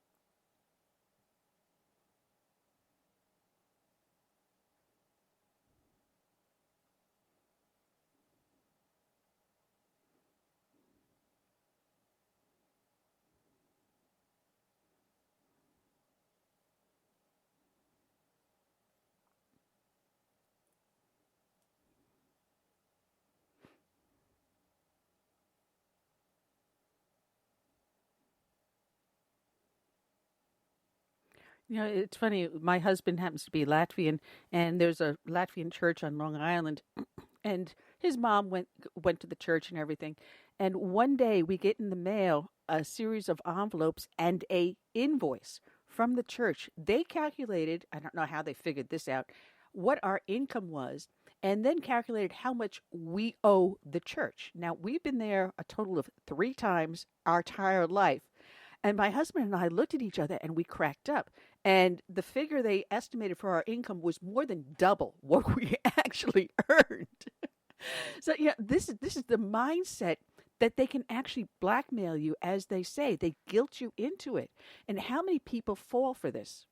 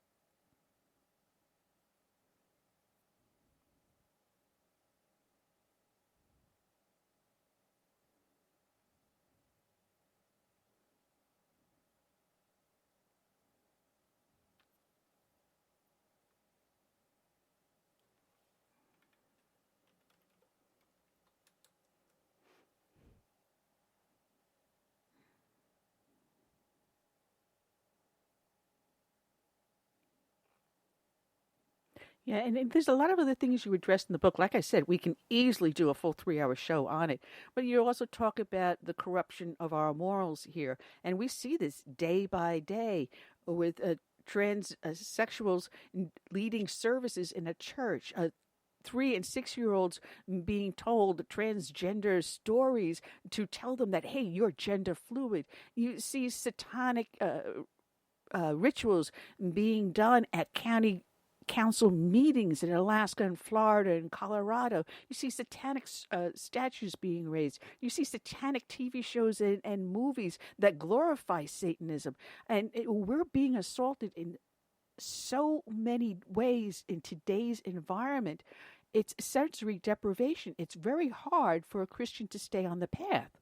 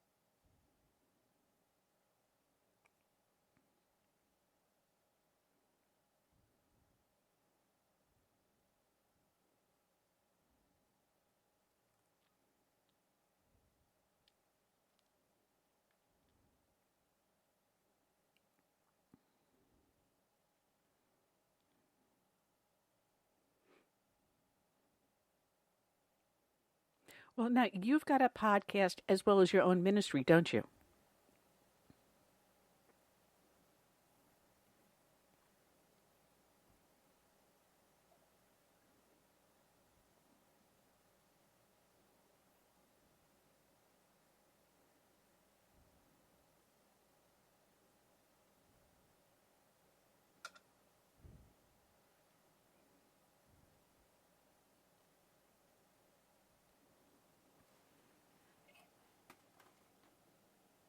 I'm normally not in my car because my XM is inside my car, but I'm going to have to check it out. Wow.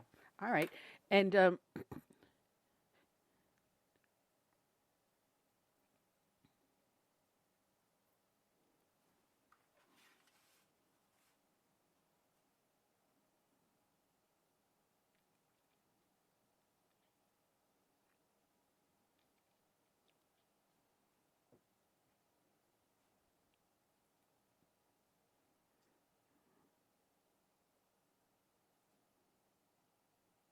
I'm going to add that to the show description because I did not get that from your agent. So I'll put that up there, the XM Radio 131 and andrewfarley.org. I'll add that to description because you know how these work. The majority of people that listen to these casts listen to them in the archives. So I have it up there. They can click on the link to Twisted Scripture and get the book. I'll add it up there so they can click on it and listen to your radio cast as well as your website. So I'll add that in there. I mean, like I said, we can talk hours and hours and hours on this one, but you actually helped me understand a lot of things. Like I said, I felt in my heart to know be the truth, and how I was being taught wrong. I just knew it all along, which is why I left the faith I was in, and I'm in the faith that I am now. Just want to let you know also, our faith is under attack day by day. And to give you an example, there is a petition on this show page where I'll add the other information. A woman decided that because our Serenity Chapel, which dates back to 1792, it was the one that was burned by Sherman, depicted in Gone with the Wind. And we open it to the public, and we have a service once a year on there. We allow weddings to be there and other ceremonies to be performed there. And it was being desecrated. And because of that, our pastor decided to put a fence around the property and then limit access to it at this time. It's not public. It is private land. And this woman decided that she was going to start a petition to confiscate the property from us through eminent domain and turn it into a government-run park. Well, of course, I'm not one to keep my mouth shut, so I started a counter petition. So, Andrew, if you wanted to see it, maybe you want to help pass it around. I started a counter petition. I was really polite, and I said, well, it's a nice idea, but how about changing your petition? If you want to save the property, help us raise funds to help restore it. And I think those of us that are members of this parish know how best to restore it, as well as to maintain the grave sites of the members of our parish upon the property. And I was really nice about it, but it's garnering a lot of petitions, a little bit more than she has. But this is what's happening. You know, we're under assault day by day, and unless we speak up and counteract, it's going to continue and it's going to get worse.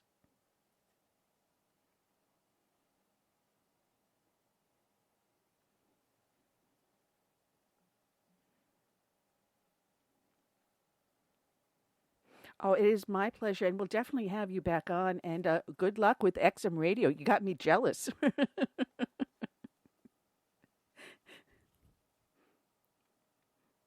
And God bless for the hard work you do, sir. We enjoy it. All right, check out Andrew Farley, andrewfarley.org, and it's Twisted Scripture, Understanding 45 Lies Christians Have Been Told. It is so informative, Curtis, and I know you would enjoy reading it, as well as a lot of our other listeners out there. We're waiting for our next guest to call in, Myron Magnet, and I do believe that he is on. And he is next victim is in the ballpark.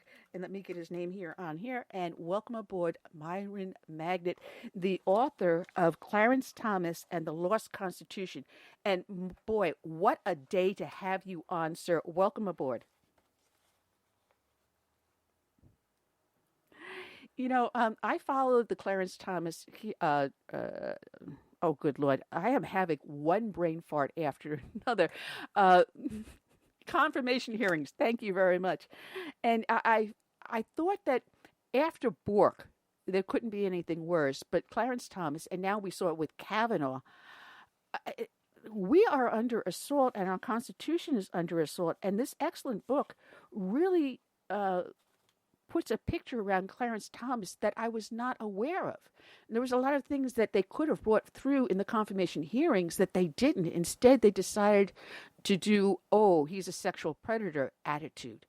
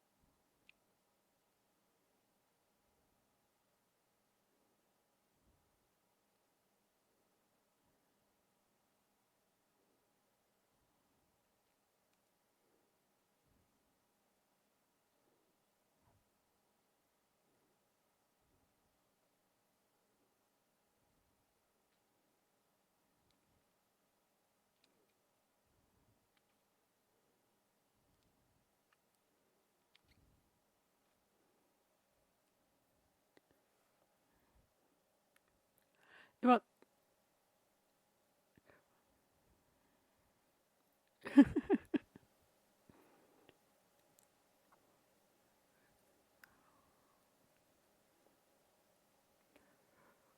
Well, it's funny because he's saying, well, the founders just came up with this document, blah, blah, blah. But it was a long time in the making because if you go back to Plato's Republic, you go back to King Harold codifying British common law, you go back to the Magna Carta where the people were claiming back their power of government. We had a foundation building up to our Constitution. It built first the Declaration of Independence and then the Constitution. These are things you address in the book. There were foundations for that to show that this is lasting ideals, ideals that work in reality. And here Woodrow Wilson just wants to tear the whole thing up overnight.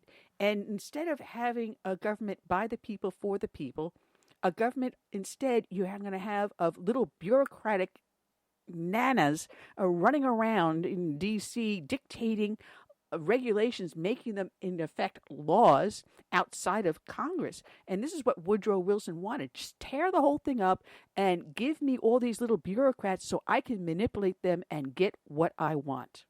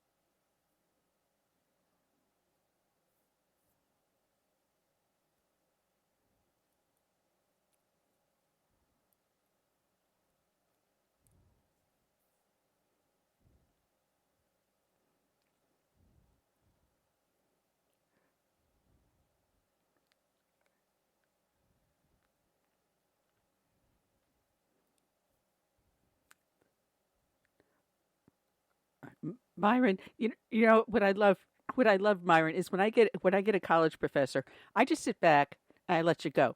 So in other words, all the reading, all the notes I made on your book, just go out the window because you. No, I was going to start because did mention the curious background of Clarence Thomas. See, I live just a short time just north of Savannah, so a lot of what you wrote in here about his past history came home. I'm from New York. I got down to the South as soon as I could. Doy. So I had mentioned the hearing, the confirmation hearing, and what they could have pulled out of the hat. Instead, they pulled out Anita Thomas, and I just want to go back to that because Clarence Thomas, Anita Hill. I'm sorry, I apologize. Clarence Thomas had a really interesting background where he was raised by a grandparent. He was steeped in the Constitution and in American history, and he took a turn as an adult and all of a sudden became one of these Black Power radicals. And I wasn't aware of this. I thought maybe something, excuse me, dangerous in his background would come up. Instead, they pull Anita Hill. And I'm wondering why they didn't choose that other path, unless the Democratic Party was afraid they would alienate the Black Panthers and all the others that are supporting him, like Louis Farrakhan.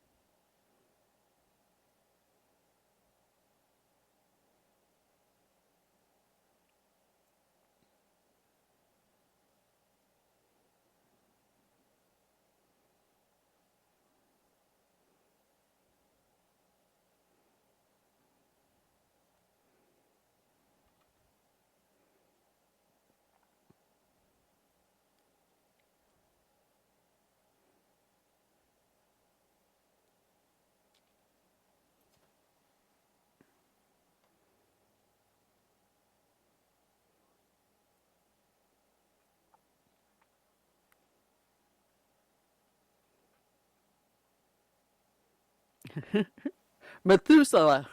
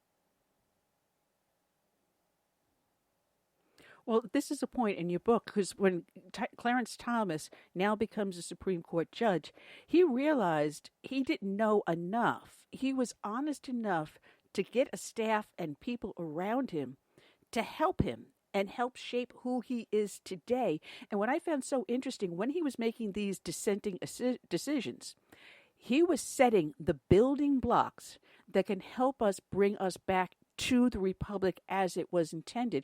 And I find it's ironic that he is here at this time, this place, as we have a president who on the other side using the executive branch to help also dismantle this fourth estate we have within government.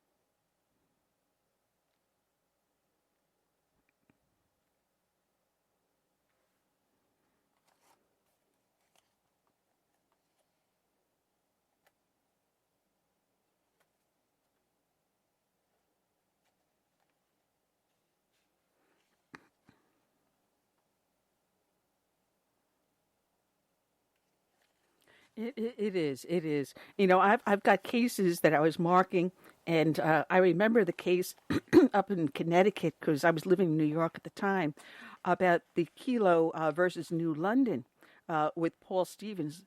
Actually, I was not. I was living down here. That was 2005. I came down here in 2001, and I have a petition on there where someone wants to try to take one of our church properties through government confiscation, eminent domain. And it is such a shame. I've got a counter because she doesn't know I know the clerk of the court. She happens to be someone I know personally. And a lot of the people she put on the petition either belong to my church or I know through the Republican Party personally for a number of years. So it's not going anywhere. But when I followed this Kilo case versus New London, I was thinking, what a travesty of justice. And here, once again, Clarence Thomas, shines in his dissent. And Paul Stevens, I know people were trying to find ways to confiscate his property at the time he made his ruling. But that property is, to this day, still sitting fallow. And here they kicked all these.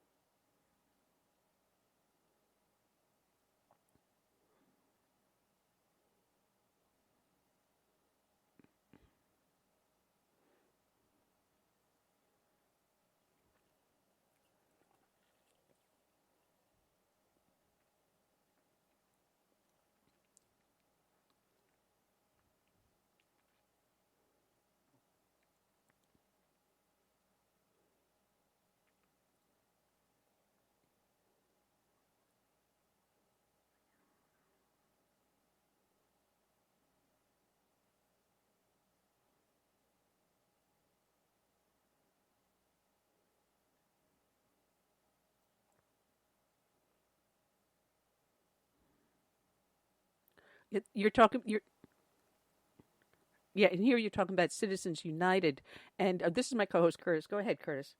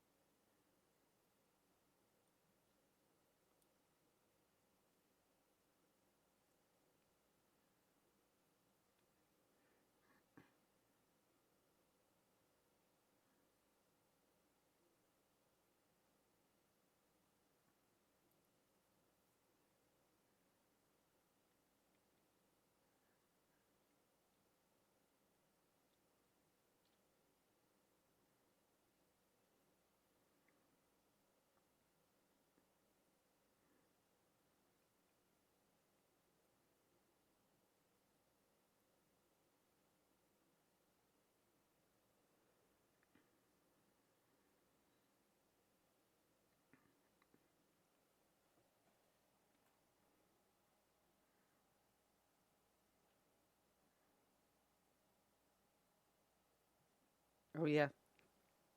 Oh, yeah.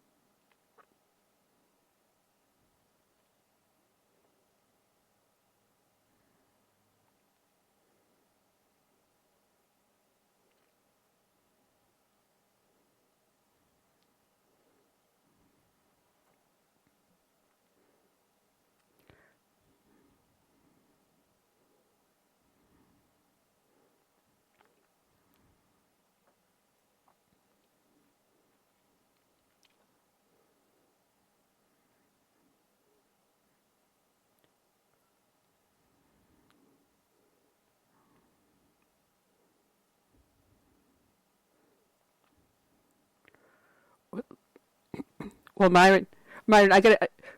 Well, I'm going to tell you, we're down to we're inside our last 10 minutes here. And just to let you know, I cut my teeth on learning the Constitution, reading Louise and Mitchell Brodus, the biography of a Constitution. Does that bring back a couple of decades back? I still have a copy on my shelf with it. But I just want to ask you one thing just before we sign off, because your book is fascinating. It brings out a lot of interesting things about Clarence Thomas, and it draws a picture of him that I didn't see. You know, you see what you see on TV, you see what you see on the confirmation hearings, but you color in a lot, and that's not meant to be a pun, color in a lot about his background and his personality in your book, Clarence Thomas and the Lost Constitution. People can get up on Amazon. But I want to ask you, with the debate last night, and I nearly spit out my soda last night listening to it, when Bernie Sanders said that he wanted to rotate the Supremes out of the court into other courts and appoint new Supremes. And I'm like, where is that in the Constitution? I thought they were appointed for life.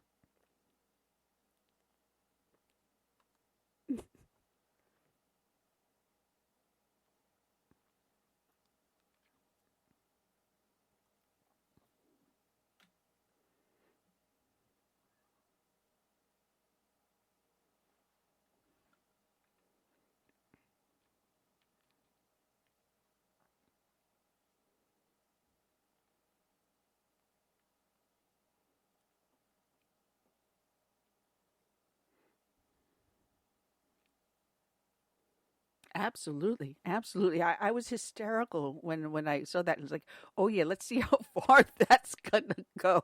I don't think so, but this is what it is. They believe it's a living document, and I've always said it is the foundation of the building. If you remove the foundation, the building will collapse. You remove the Constitution, the nation will collapse. But in your book, you explain all the attacks on the Constitution, the different stages that it goes through, and hopefully we have hope to reclaim it with Clarence Thomas laying this foundation as he is so methodically doing.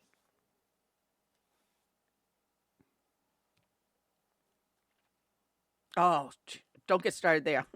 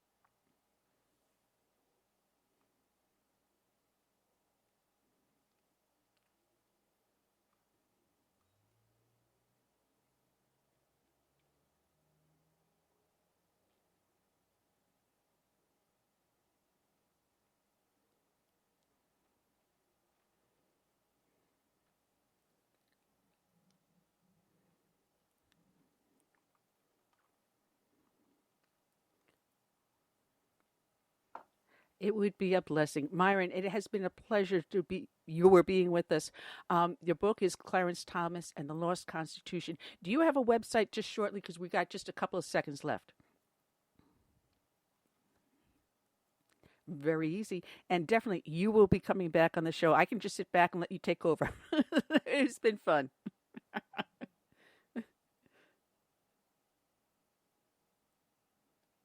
Well, God bless. And we'll be speaking soon. Take care. All right, Curtis. We will be back the day after 4th of July. 4th of July is my mom's birthday. So we will be back when I'll come up with something for an all-American celebration for the 4th of July. It's not as bad as we think when we think about what someone like Clarence Thomas is doing. There is hope for this republic. But, Curtis, it has been fun. The show has gone so fast. So I'm leaving off with our closing number, When the Roll is Called Up Yonder. And I want to thank everyone that joined us in the chat room, in the studio, and everywhere else. And I say until then, good night and God bless. Thank you.